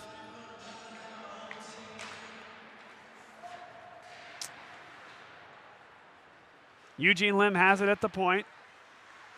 Lim takes the shot, and it's saved again. Mackey is really squaring these up. He's taking every one of them in the center of the chest, and perhaps the wrister isn't the way to beat Mackey. There have been dirty goals in front, and Drexel has been more than successful with that. But an 8-0 game here for Drexel. They could not be playing much better here this evening and be in more control. Eugene Lim right in front. He gets it back, and they scramble in front and sent back to the boards behind. Can Drexel get one more look with 6 seconds left on the clock? Crane over for Churchvara. Churchvara the shot. That comes right on the rebound, and that is the end of the period. So Drexel will have 22 seconds left on the power play when we begin the third period. Complete control here at home for one of the top teams in the ECHA, with every intention to battle for the spot, the automatic bid out of this conference for nationals. All that decided in the regular season, so every one of these games becomes very important, as I don't know if you're going to see 3 in the loss column for the team that wins this league. Drexel 1 in the loss column. Navy an overtime loss, their sole blemish in ECHA play. Drexel, an 8-0 lead. Stay with us here. We'll have interviews coming up. And before you know it, puck drop in the third. Today's game brought to you by Drexel University's LeBeau College of Business.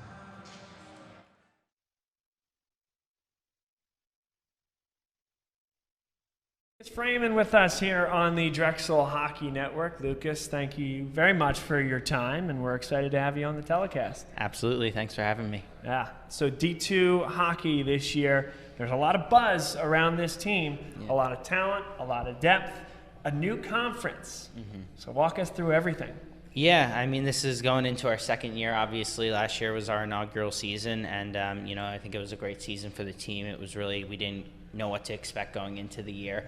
Obviously, a completely brand new team for us, and we got our 20-win season for the year, which was great. We were able to win the DVCHC, which was a huge step for us and definitely a goal we had last year. But this year, moving on to bigger and better things, we move into the MACH, which is one of the top Division II conferences in the entire country. So we're really excited about that. Get to play teams like Penn State and Liberty, Stevenson and Maryland, a couple other schools as well. So we're really excited for the year that we have ahead of us. I think, we have a full schedule this year, almost 30 games, and, we're really looking to go into battle in each of those games this year and putting our best product on the ice. What's it like to play for Justin and Mike and some of those other coaches? Yeah, I think it's great for us. Some of them where Justin was away from the program coaching-wise for a couple of years. he was the general manager of the D1 team, and now he's come back and he's brought Mike and Dave along with him, Gino as well, and they're all alumni of the program, so they're all deeply tied to Drexel Ice Hockey. I think they did a great job last year, like I said, in the inaugural season, and I think we're all looking forward to this year. I think they're really good at getting the best out of all of us. Making sure that sometimes we might not be the most skilled team, but we're going to work the hardest and we're going to give our best foot forward every single game. So I think they did a really great job last year, and we're all just looking to move forward this year. And I'd push back on the skilled part as well. I had the opportunity to watch you guys last year, and it was quite impressive. I'm looking forward to broadcasting more of your games this year as well. Simple question: how do you get this much talent onto a campus so that you can fill 2 rosters the way you guys have? Yeah, I mean, I think I've got to see the progression of Drexel Ice Hockey, not only being a player, but now going into my 4th year as president of this organization, and also being a senior. This is my 5th year with the program. I think when we started, we had 30 guys come out to tryouts, and we had our 1 team of 30 guys, and now this year we're up to 60 guys and 2 full teams. I think that it really shows how much the program has grown in such a short amount of time, how high of a level of quality we put out on the ice day in and day out for both teams now, and that's both for Drexel University and for our program as well. I think our program has come a long way both on and off the ice, and I think it's a great culture to be a part of. I think we really do preach the family, and everyone's part of it. No matter what team you're on, you're a part of the Drexel hockey family, and I think that's just been very attractive to recruits coming in, and people get to come to our rink. Class of 23 will be brand new this year, but people love playing in that arena, love being in the city atmosphere, and so I think Drexel has just become a draw, and we just hope to keep getting bigger and bigger, and hopefully one day become one of the premier places to play college hockey, certainly in Philadelphia, but around the country as well. Well, I think you guys have a great opportunity here, and I've said this since I stepped in here last year, is that this is an affordable, family-friendly, but incredibly entertaining and high level of hockey being played right within Philadelphia. And I think you guys have a great opportunity. I look forward to being a part of it as you guys continue to grow. That this is something to do in Philadelphia if you're a hockey fan, and you guys bring it every single evening.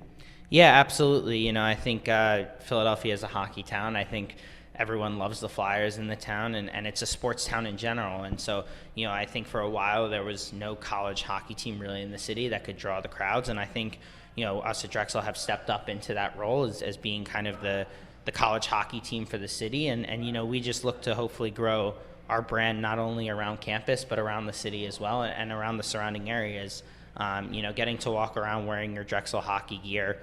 You can walk around the city now, walk around the surrounding areas when I go home to my local rinks, and people recognize us now. And I think, obviously broadcasting the games helps us out as well, but Twitter and Instagram and everything that we do, I think we just look to keep growing our brand for both teams and hopefully for the program in general. So what's your goal then for D2 this year? Our goal is to go into every game, like we're going to win each game and take it one step at a time. Like I said, last year was our inaugural season. We didn't really know what to expect. We were able to come out with the championship last year, and obviously that was huge for the program. And so this year I think we all know that we can bring it, and we're a highly competitive team that can play up in with some of the top teams in the Division II conference. And so I think this year we just want to take that next step and bring our effort to the rink every single day and put our best foot forward with every team that we played this year. Well, best of luck. We'll be watching, we'll be broadcasting a lot of the D2 games as well, so excited to be doing that, and we wish you the best. Thank you. Look forward to the year. Thank you.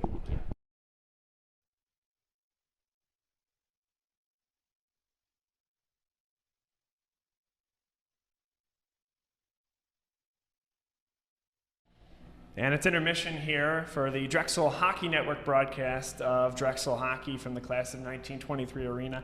We have D1 coach Dylan Dignan with us here. And Dylan, you made an interesting transition this year from the D2 team up to the D1 team. Yeah. What's that been like?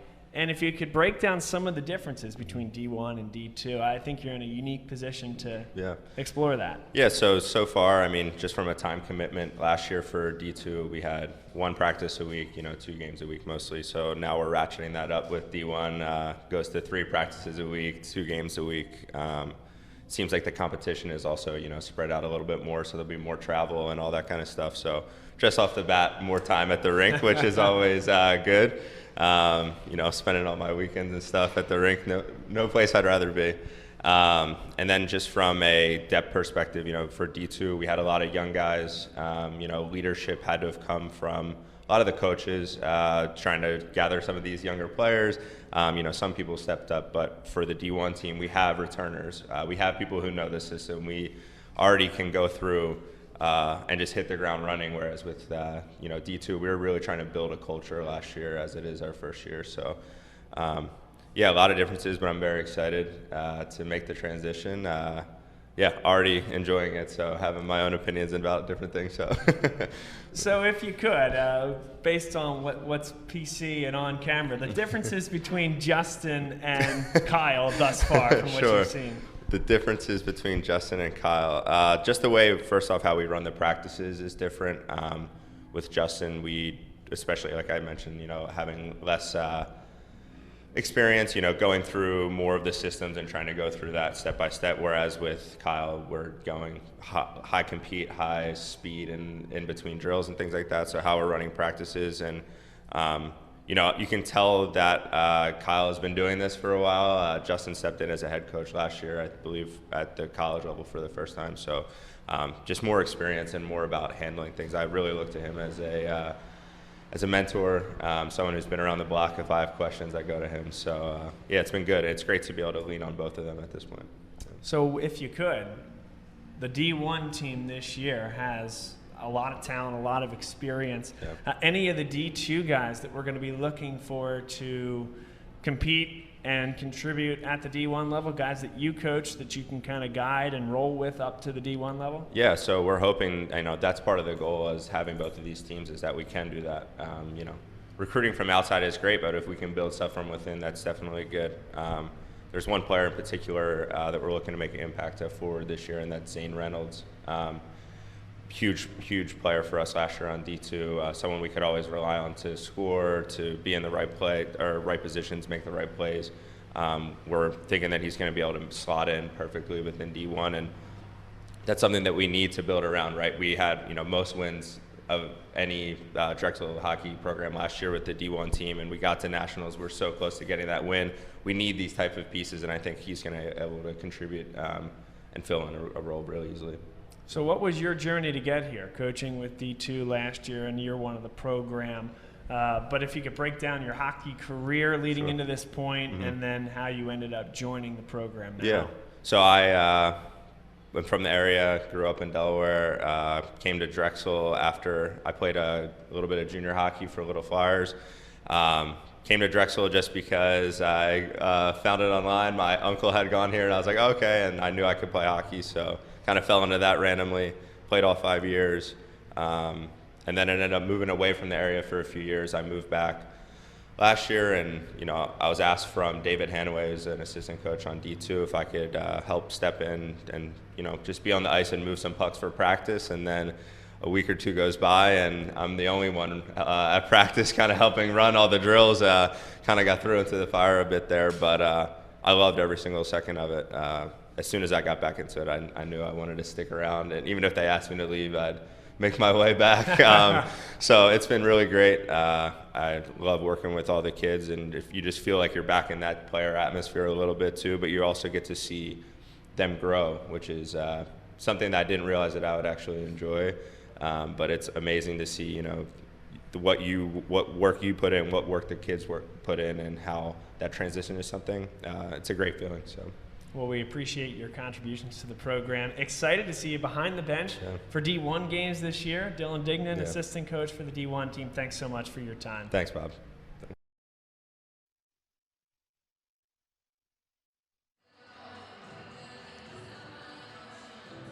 And welcome back inside the class of 1923 arena, the home of the Drexel Dragons hockey team. It's Division I ACHA hockey here on DHN. Bob Long on play-by-play.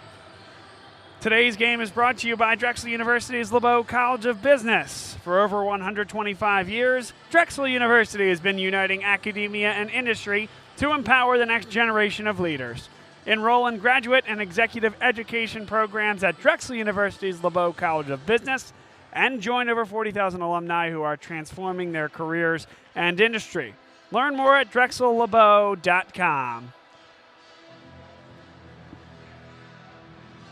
Well, it's been a dominant 40 minutes of hockey. Brian O'Toole in net hasn't had to face many shots this evening.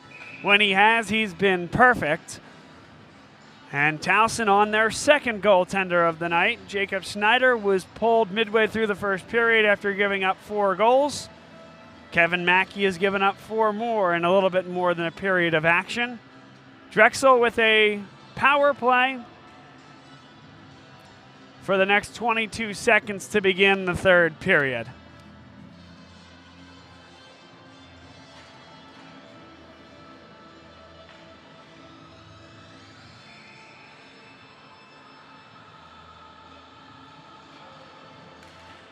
Just about ready for action, and now we are ready. Nick Castura won the faceoff, shoves it deep, and with a fresh sheet of ice, Drexel's skaters get out there looking to create more offensive opportunities.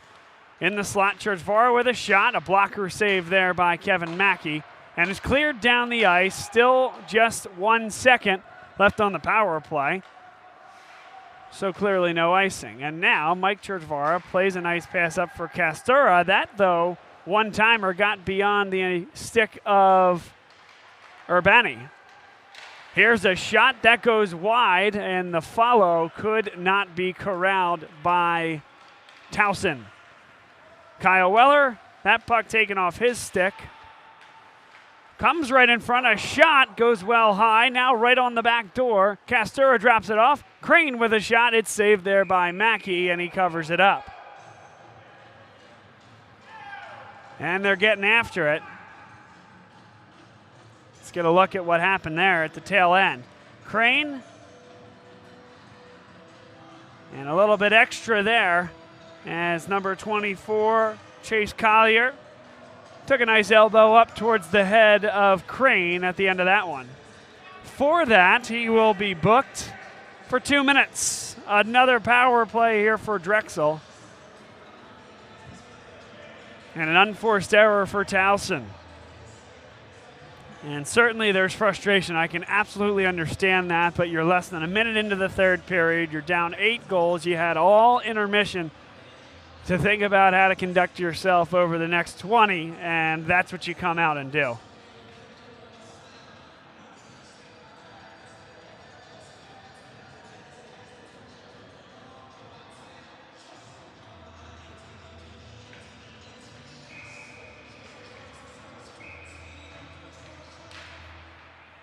Drexel wins the faceoff. Eugene Lim out at the point. Mike Churchvara, one-timer from Crane into the catching glove of Mackey. A nice save there. Good puck movement from Drexel. Sets up the one-time slapper. Not a lot of traffic. A good save by Mackey. Now right back to action. Drexel wins the faceoff again. Crane, another shot. And it's a rebound in front, but controlled by Towson and able to clear. Eugene Lim turns on the puck. Good pass forward. That gets over the stick of Neely and all the way down the ice as it's batted forward by number 8, Ben Rogers, for Towson.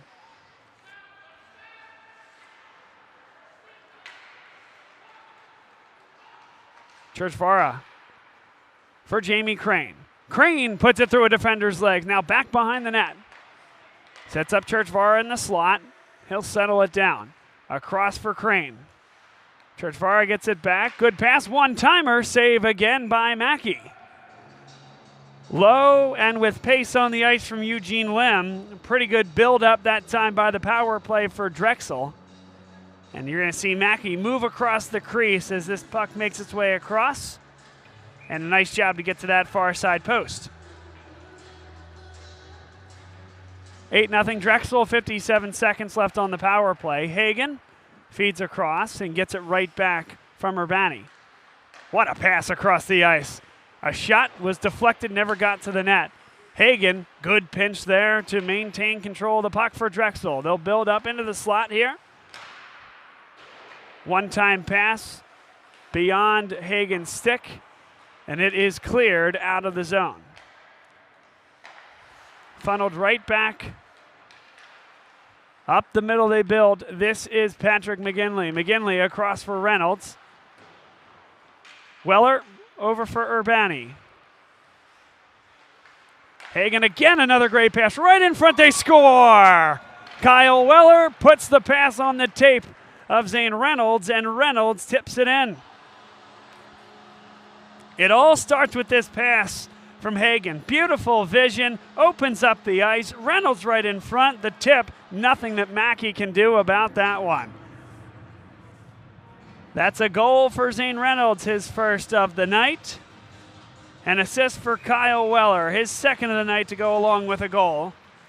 And Christopher Hagan has an assist as well, his first of the evening. Drexel adds another one. It's 9-0. That comes on the power play. Kurzenabe plays forward for Chris DiCarlo. DiCarlo carries it up the ice with speed. DiCarlo with a shot just wide.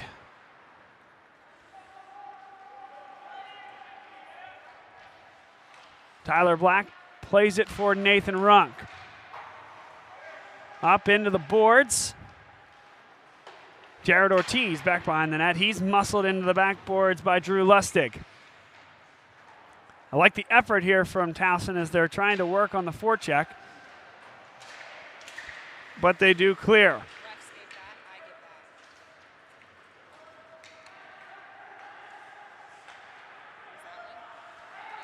Zane Reynolds, the goal scorer on the last goal.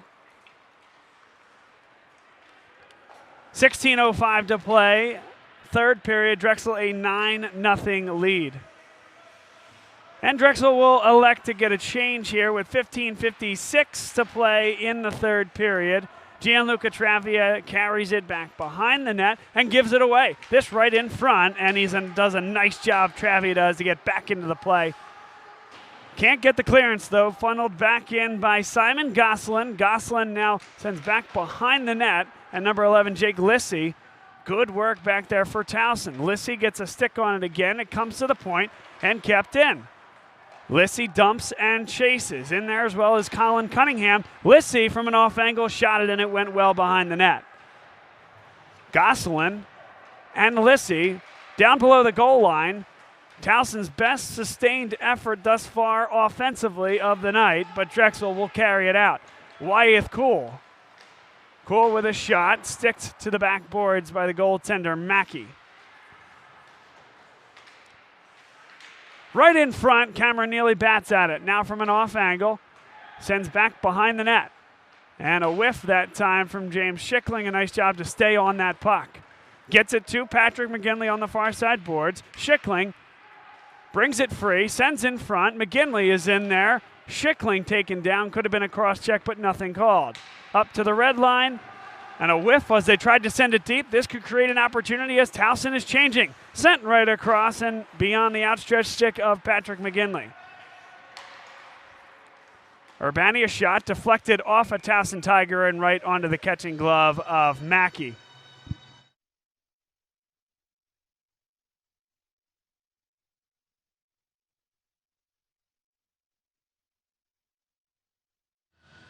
Face-off in the Drexel offensive zone.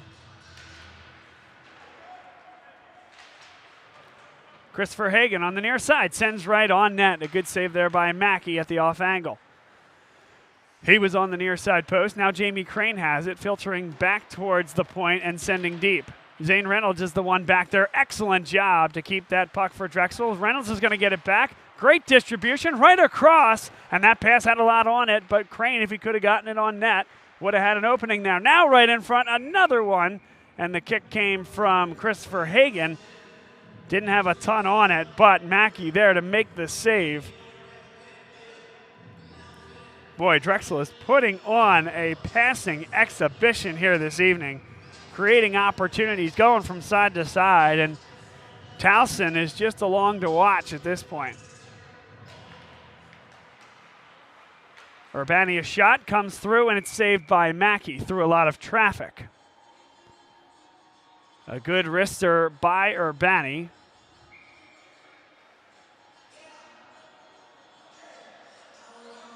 Zane Reynolds provided the screen in front.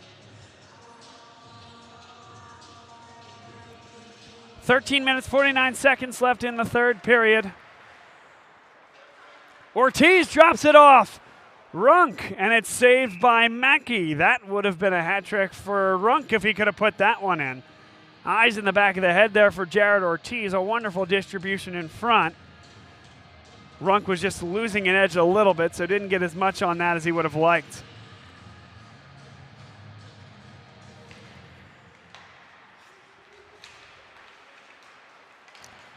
Carried up here by Towson and sent forward by Jake Lissy. He'll chase it deep.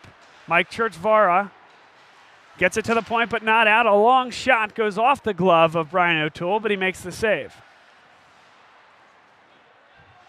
13:21 to play, third period. Good pass there. Can't find the tape, however, of Runk as that one comes off the stick. Turning on it now is Goslin for Towson. Pulling it back, Samuel Rudnick. They'll try to build it up again. Goslin sends forward.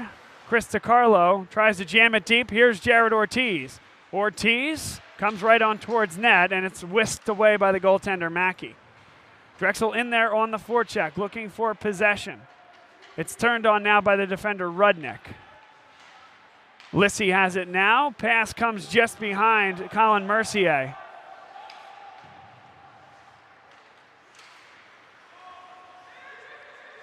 Churchvara, great stick work there to elude two defenders. A wonderful pass for Castura, sent all the way across. Fiore is there. Fiore didn't get a lot on that one, though. And now a 2-on-1 for Towson. Nobody wants the puck, though. It's poked away by Drexel. Tyler Black is back there defensively. Nick Castura comes onto the puck on the near side. Another wonderful piece of stick work. And now here comes Kyle Fiore. Fiore, that one's tipped by Castura. Tyler Black sends it right back on net without a ton of pace, and Mackey covers it up. A really nice build down the ice by Drexel. Castura along with Fiore. Fiore's pass, and a nice tip there by Castura, forcing Mackey to make a tough save.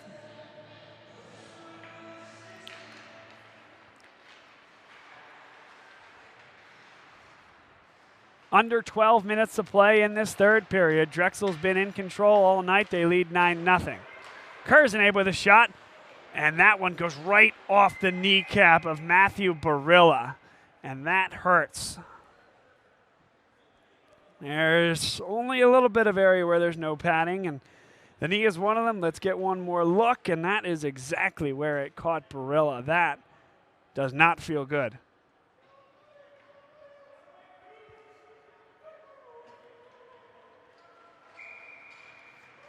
Barilla skates off on his own power. Good to see. Just a big old bruise to meet him later tonight.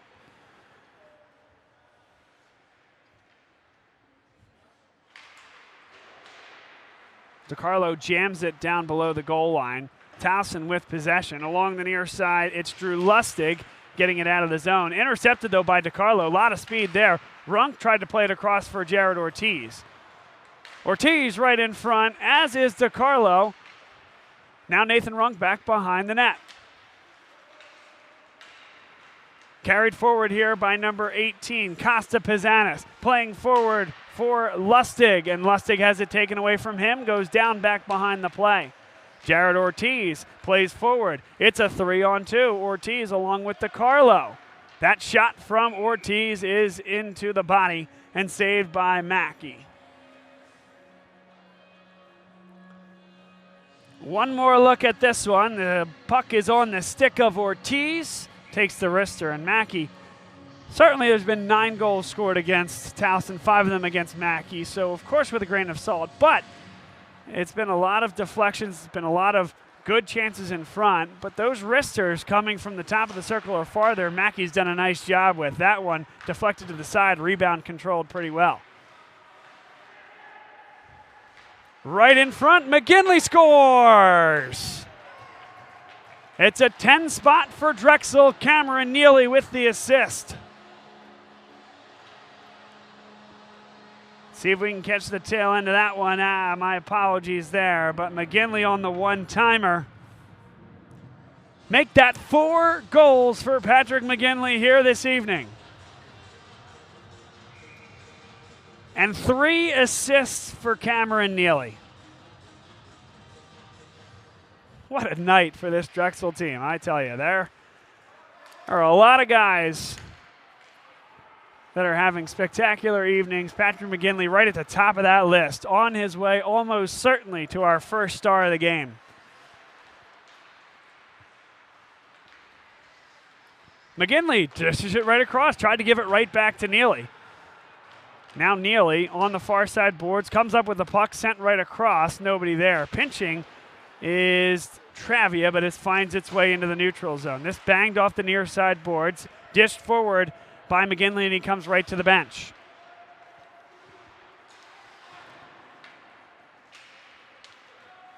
This is going to be waved off. Icing waved off. His cool is back there to get it. 10 minutes to play in the hockey game. What a pass up ice. Zane Reynolds is right there. Here's a shot wide by Crane. Crane gets it right back, tried to dish it in front, but Costa Pizanis is there for Towson.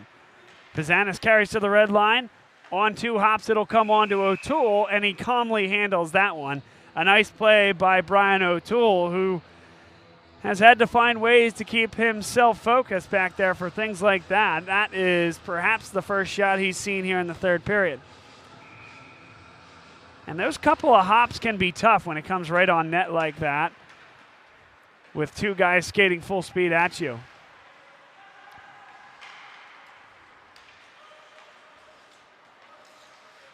This one kept in the zone by Drexel. Samuel Rudnick has it for Towson. Gives it away in a bad spot right off the side netting on the wrister. One more look. A shot blocked. One more comes from Crane, and it's saved again by Mackey. Really good pass. Gets to the feet of Crane. He's going to get 2 shots at it. First blocked. Second one does get through to Mackey and able to cover it up. 9 minutes, 16 seconds to play. It's a 10-0 contest here for Drexel. Back to the point. Churchvara. Shot comes all the way through off the pad of Mackey. DiCarlo comes onto the puck, able to keep it in the zone well. Dropped off for Ortiz. It's in right in front, and it comes to the backhand of Ortiz on the pass from Runk. Ortiz, now he tries to give it back for Runk. Runk is 1 goal away from a hat trick. Patrick McGinley with his 4. A shot was blocked as that came on the weak side. DiCarlo tried to play it deep, turning on it now Robert Statlander. Off angle. Drexel back behind the net. Patience here. DiCarlo, a shot, comes right across the blue paint. Can't be kept in. Now a shot here comes right on, and it's saved by the goaltender, Mackey. So Towson got what felt like a clearance and at least out of trouble right in front of the crease, but they did not get it out of the zone. Urbani rips one and forces Mackey to make a tough save. 8:25 to play. This one goes over the stick of Tyler Black. Black finds Castura, and Drexel's going to build from behind their own net, but not before giving it away. A big stick in there. Castura pops just over the net. So Towson nearly picked up a goal on a turnover from Drexel. Castura plays forward for Kyle Weller. Kyle Fiore comes on to it. Good move by Fiore. Takes the shot, the rebound, and they can't follow it. Towson able to get the clearance. And a very tired line will come to the bench for a change. Drexel trying to take advantage of that.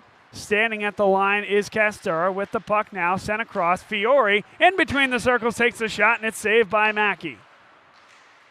Castura to the boards. Has control of the puck. Gets it deep. Here's Fiore right in front. Weller. And the puck is still loose in front. Towson comes up with it. Into the zone, number 22, Matthew Barilla. Good to see him back. He took the puck right off the knee as he went down to block a shot earlier. Castura gets to the line, sends it deep, and a very nice shift from that line for Drexel. A lot of sustained pressure. Wyeth Cool along with Gianluca Travia on the defensive line. Travia will carry it into the zone. All the way to the goal line. Sent across. Schickling can't get the shot off. Travia, yeoman's work to come on that puck, but it does find its way out of the zone as he loses an edge. 6:36 to play. Patrick McGinley works hard to try to get that puck, but it's sent up and into the penalty box by Towson. The faceoff will come back in the Drexel offensive zone with 6:31 to play.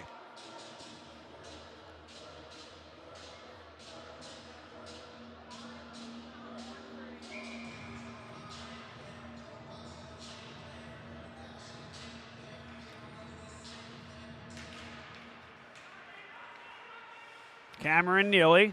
Nice pass there for McGinley. He nearly had a fifth. Schickling back behind the net, working hard, and a nice job to displace that puck. Jack Boyer had the puck, couldn't clear it. Now another one for Gosselin. And they are now able to come onto the puck. Boyer went down on the play. Drexel with control of the puck. It's Cameron Neely.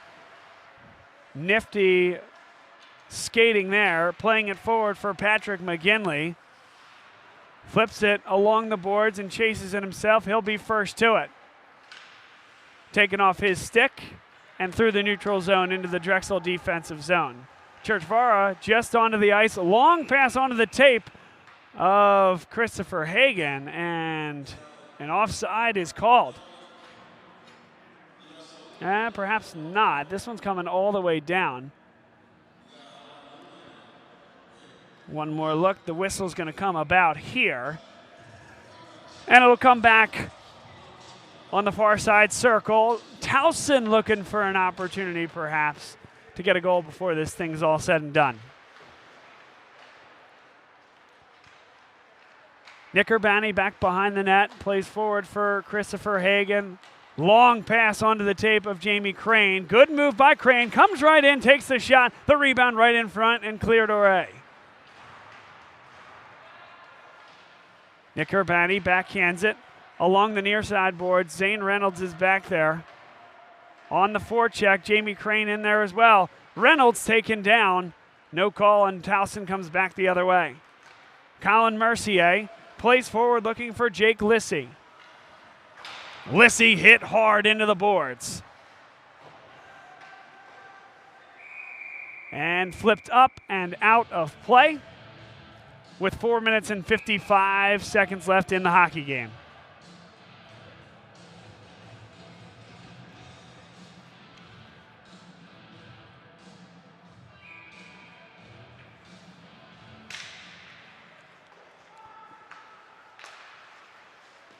There's a shot that's blocked by Mike Churchvara. Going down on the play was Towson, and with the touch, it will be a tripping coming up against Drexel. Who's going to be going to the box?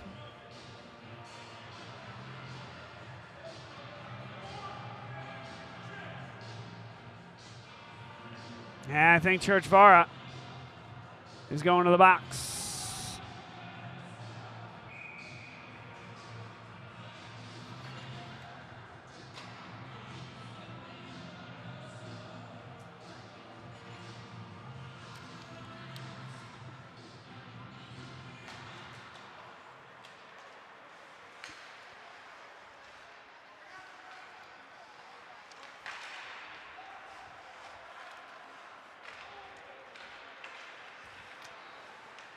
Towson able to keep this one in the zone. Drew Lustig. Back to the point now, Ben Rogers. Rogers plays it across. to the edge of the circle. Towson drops it below. This is Lustig with 4 minutes and 15 seconds left in the game. 1:30 on the 2-minute minor to Mike Churchvara. Nick Nakagawa plays deep. In there is Colin Mercier. Mercier sends in front. Top of the circle, a shot is wide and high. Here's a shot from the dot, and it's deflected up and into the netting. Initially off the stick of Mercier, deflected by Drexel.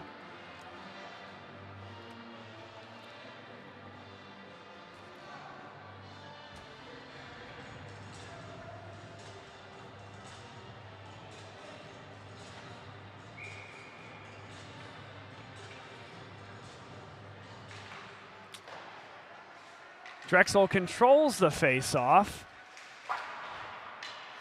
Not able to clear it. Back deep, sent right in front from the slot, sent across to the top of the circle. A shot goes off the glove of O'Toole. Wyeth Cool back there, as is Schickling. Schickling comes up with the puck, and Drexel has a 2-on-1, but with a second defender coming for Towson. And a nice job there to take him off the puck, number 8, Ben Rogers. James Schickling content to just take as much time off the clock as he can, as there's still 30 seconds left on the Towson power play. McGinley now plays that role as he acts as a spy, essentially, waiting for that puck to be distributed. McGinley's going to get to this puck first. Along the side, didn't get much on it. Cameron Neely in there on the forecheck, played back for Gianluca Travia, and across as Patrick McGinley was heading to the bench. Boy, that's a lot of confidence to play that puck back if you're Cameron Neely. But you have the better, stronger skaters with the better stick handling abilities here tonight, and you play it back, and that allows you to get that clearance. Now back to 5-on-5. Castura displaces the puck, sends it down, and it's a race for the puck. Kyle Weller is in there, 2-on-1, sent right across. Big save there. That would have been a hat trick for Runk. Now they'll try it again, and Kyle Weller sent it wide.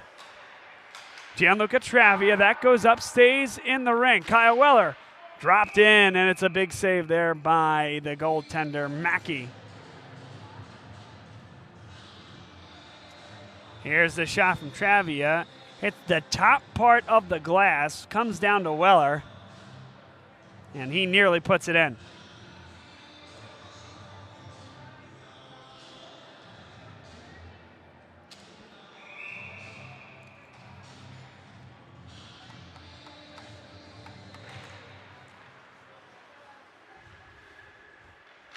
Both Weller and Runk are on the doorstep of a hat trick, 2 goals apiece.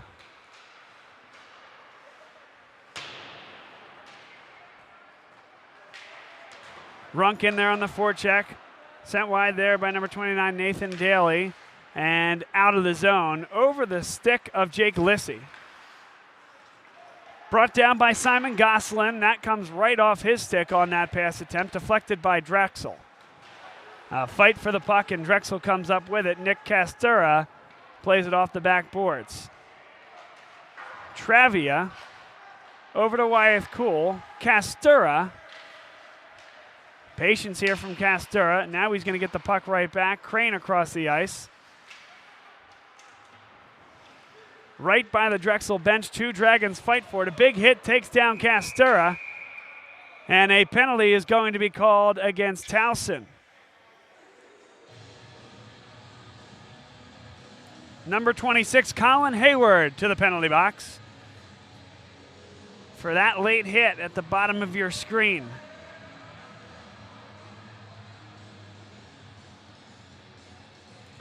A minute 16 to play in this one. Some of the big-time performances here for Drexel. Patrick McGinley with 4 goals. Nathan Runks, 2 goals and an assist. Kyle Weller, 2 goals and an assist. Cameron Neely had 3 assists tonight. Eugene Lim sends that one wide. Nathan Runk, Cameron Neely, both on the puck. Lim across for Churchvara, didn't get a lot on that. Crane down below the goal line, comes up to the dot, sent right across, was looking for Nathan Runk, who took a topple.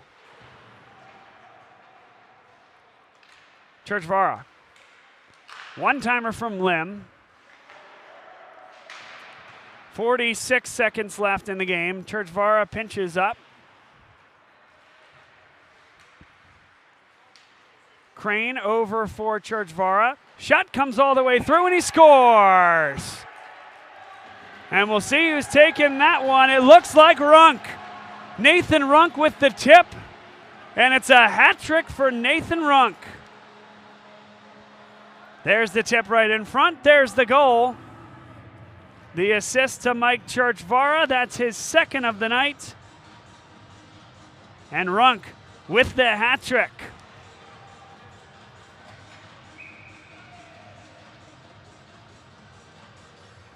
So Drexel tacks on the 11th goal with 34 seconds left.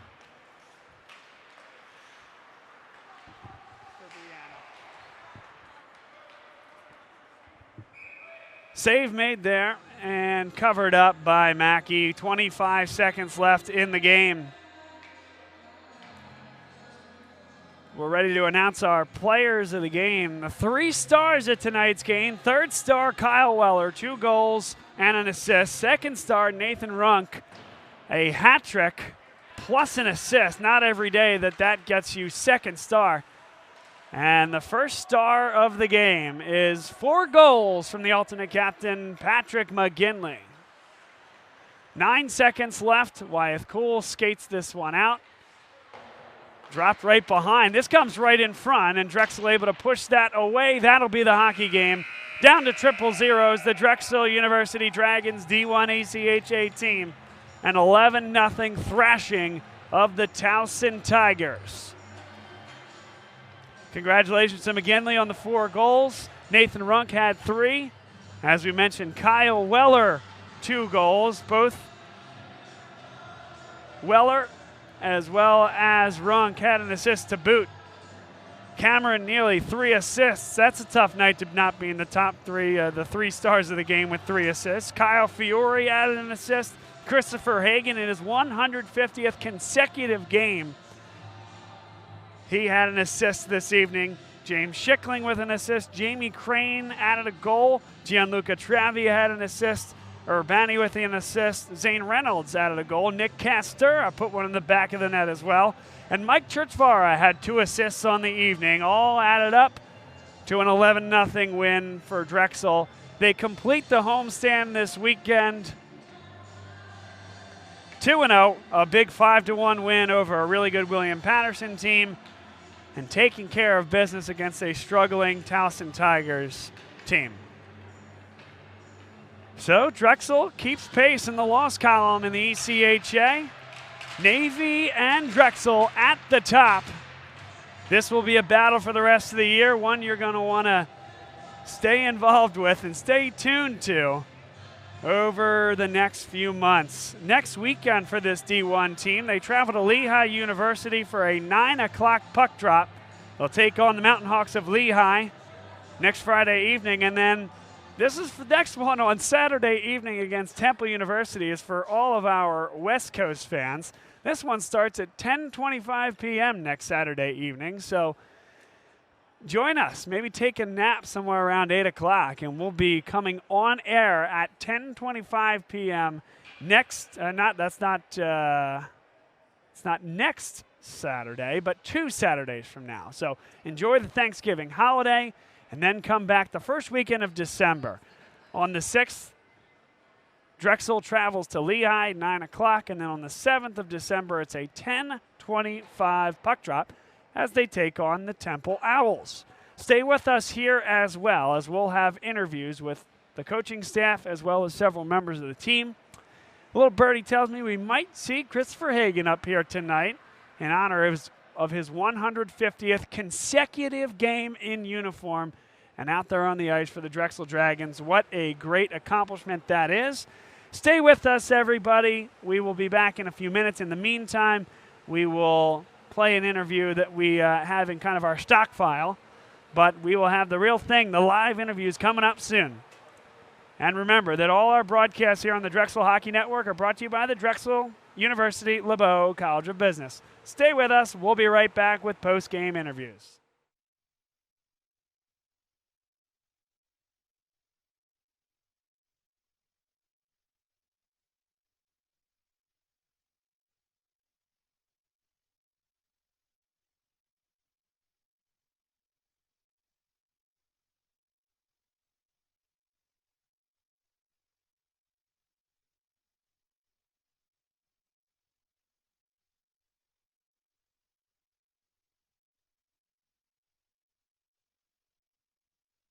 Urbani is with us here on the Drexel Hockey Network. And Nick, welcome into the hot seat here. Appreciate you taking some time with us. How has the summer been for you as you prepare for this season?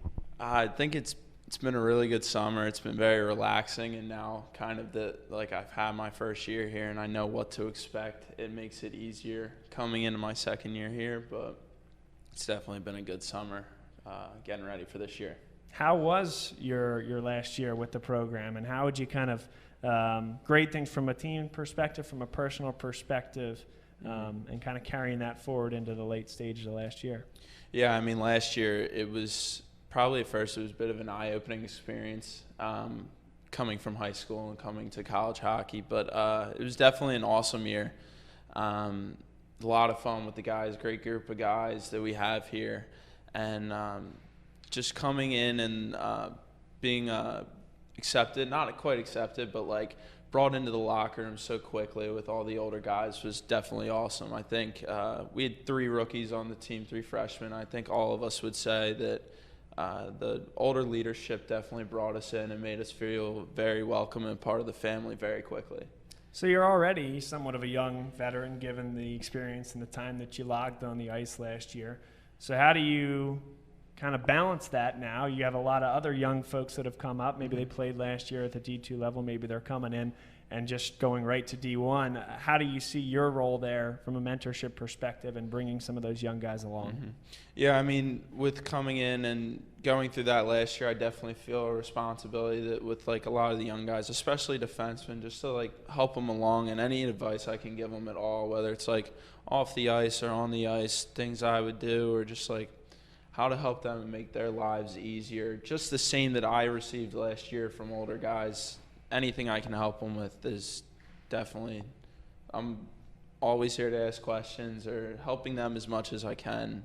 Just makes the team better and helps them make that transition easier. So part of playing hockey at this level is that you're traveling all over the place for some of these games and spending a lot of time with the guys. What's the best part of a road trip, and what's one part you could live without? So I think everyone that's in class at the time would say the one thing they could live without is homework. They don't want to do homework on the road. It's not a lot of fun. But I would say the best part is just being around the guys. And when you're on campus playing home games, yes, we're all hanging out and we're all spending time together, but when we're on the road in the hotel, you really are all together at all times. And I would say hanging out with everyone is definitely the best part. That's great. That's great. All right, in your time here at Drexel, what is the funniest thing that any coach has ever said? And could you pinpoint it, and then what was it? I don't know. And can you say it on air? I almost hate to keep adding on to the guy, but when Derek, the coaches, I'm sorry, man. when the coaches make fun of Derek in the locker room for not saying anything, that always lightens the mood a lot and gets everyone laughing. Derek, we're gonna need more out of you this year, man. I tell you, it's almost unanimous. That's great. That's great. And so, last question for you. This year, the goal, everybody is talking about it: win a game at nationals. How do you guys do that? What step do you need to take, or what's the difference this year? I think in terms of the goal, like the goal is obviously winning a game, but how to get there almost isn't looking ahead. It isn't worrying about that already. It's taking the necessary steps every day, just getting a little bit better now to the point where by the time that we get there, we're the best team that we could possibly be. And I think it's just taking it day by day to get there and not looking ahead. Good stuff. We'll be following along. Thanks for being on with us, and best of luck this year. Thank you.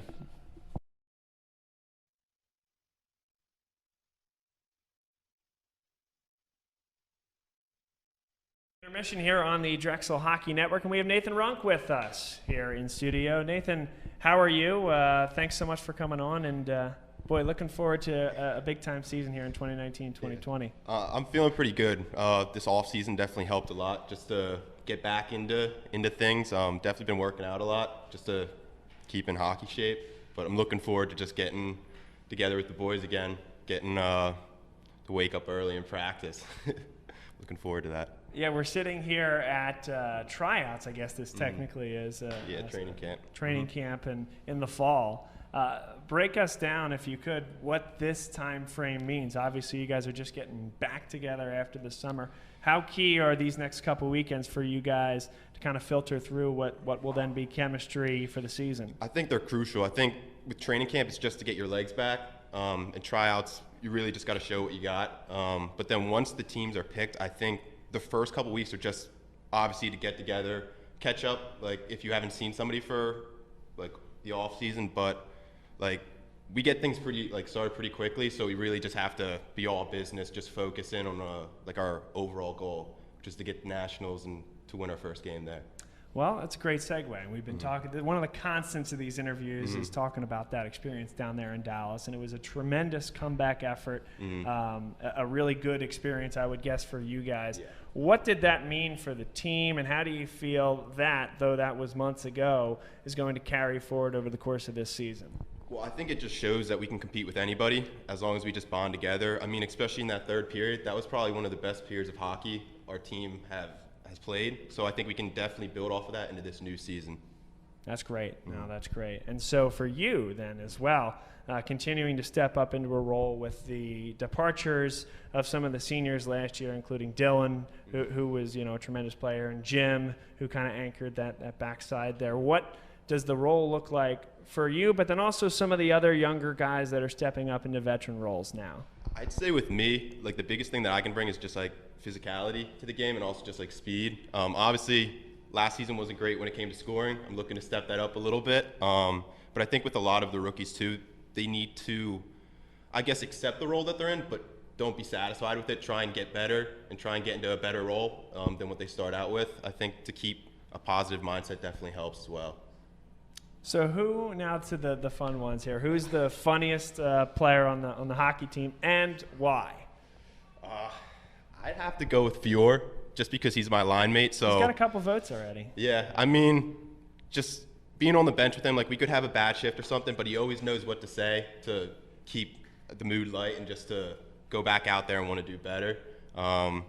Definitely last year, he helped me a lot because I had a couple tough games, but he kept me positive. That's great. And then who's the most, I struggle with the correct adjective, but let's say profound. Who's the most profound player in the team and who really kind of makes you think, whether that's good or bad? I'd probably say Chris Hagen. He always keeps me on my toes. I mean, whatever he says, like I have to be ready for it, have to have a pretty good response or else he's going to let me hear it. And then which coach... how do I ask this? They're all going to hear this. Which coach is the most? Which coach is the easiest to like make fun of? Let's put it that way. What are the things that the coaches do that you guys are making fun of in the locker room? All in good fun, of course. I'd probably just say Derek. I mean, he's kind of the shy type. I know we let him hear it during the intermissions and at the end of the game because he's not a talkative guy. Like he doesn't really say much, but. It's all in good fun. I mean, nothing personal. That's all about building the character of a team and chemistry. So that's why I asked the question. But it's things folks want to hear when they're getting to know you guys and watching you guys every week. So appreciate the time, Nathan. Best of luck with the season. Thanks for coming on.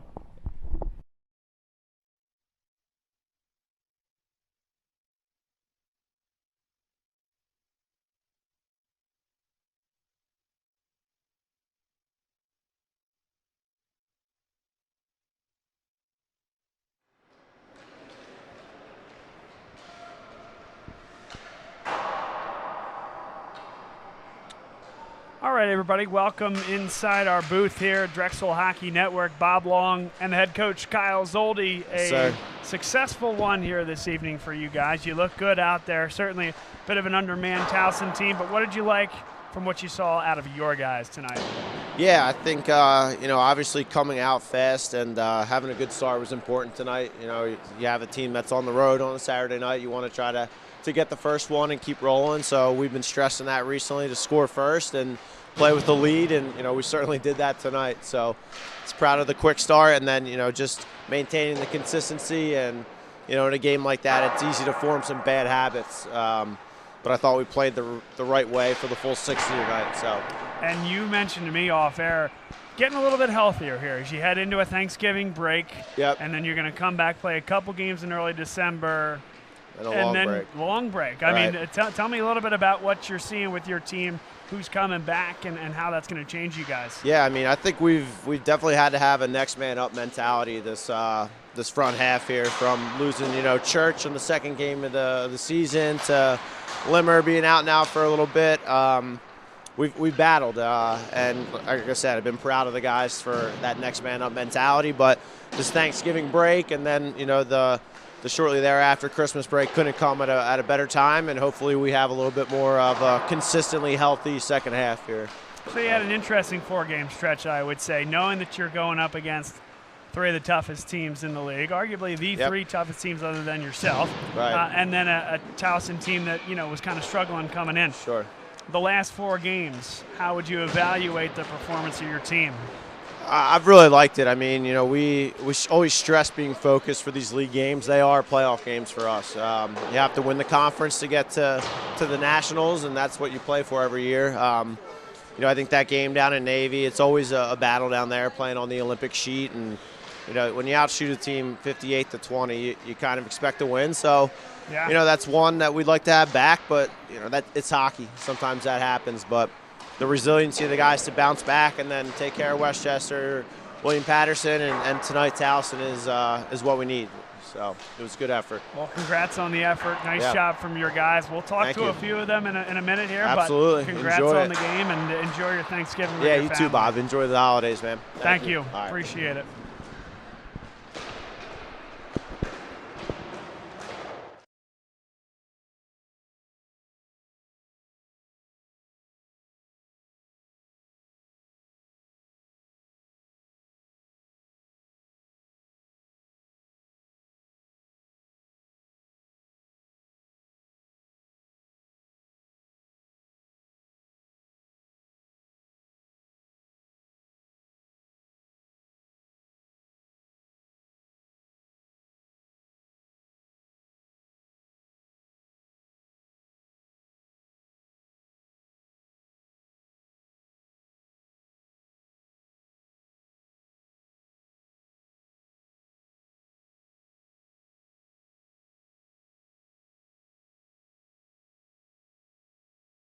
All right.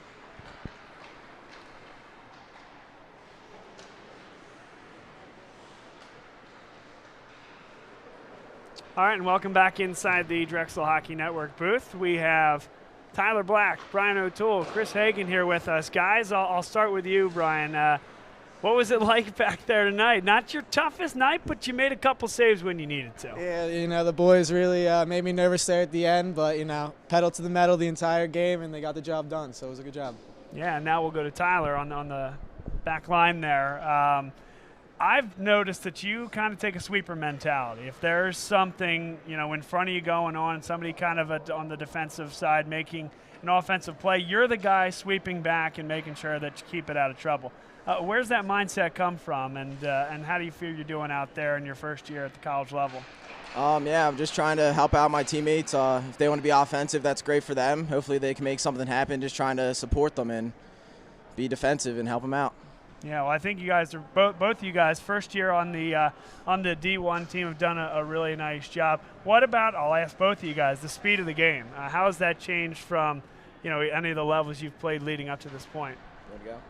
Definitely a lot quicker, a lot more hockey sense, and just a lot of quicker pace. So that's all I got.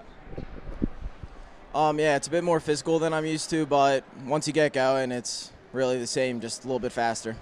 And now, Chris, to you. I don't need to ask you about changing the speed of play or anything like that. You've been here for a long time. In fact, your 150th consecutive game on the ice. Congratulations on that. What was that journey like to get there? I'm sure you weren't feeling 100% all 150 games to get here. Yeah, it's been really tough. 5 years, the extra 5 years, just it's a long grind. Game in and game out, you always have to be your best, and it's been a fun ride, a lot of ups and downs, but it's just been a hell of a ride. Have you counted it out? How many games you're going to get to if you're healthy the rest of the way, God willing? Another 16, another 2 or 3 games, playoffs and nationals, so hopefully just around 170, hopefully. One of the things I'm always most impressed with you is your vision and your ability to change ice, switch up the pace of things. And really, I thought the goal that set up, was it the Weller pass that got to Reynolds? Yep. I thought that was a brilliant look. What did you see on that play in particular? I always know where Weller is. He always has his eyes on me, so anytime I put the puck in his vicinity, he knows right where to shoot it or pass it. So also, it's a great finish by Zane as well. So. Well, you guys look good right now. We were here broadcasting both of your games this weekend, the Westchester game last Saturday. Yep. Guys seem like you have it going on. How do you feel going into the Thanksgiving break? And I'll ask all three of you guys that. Right now we're feeling pretty good. I know we've been pretty banged up the last few weekends, playing a lot of good teams, but the break will help a lot of guys get back to 100%. So we're looking forward to it. Yeah. To you now, Brian. As a team, we just have the motto, the kill mentality, just to stay hungry and keep on pushing. Yeah, it's just going to be really nice to have a week or so off and then get back to it. Well, good. I appreciate you guys spending some time up here with us here tonight. Congrats on the win. Get yourself that much-deserved rest, and we'll see you guys back here on Saturday, the 7th of December. We look forward to it. Thank you very much. Thanks, guys. Yeah, you guys as well. That's your final here tonight. Drexel Hockey Network's coverage of Drexel Hockey. 11-0 Dragons, and these guys are going to go get some rest. So have a great evening, everybody. See you soon.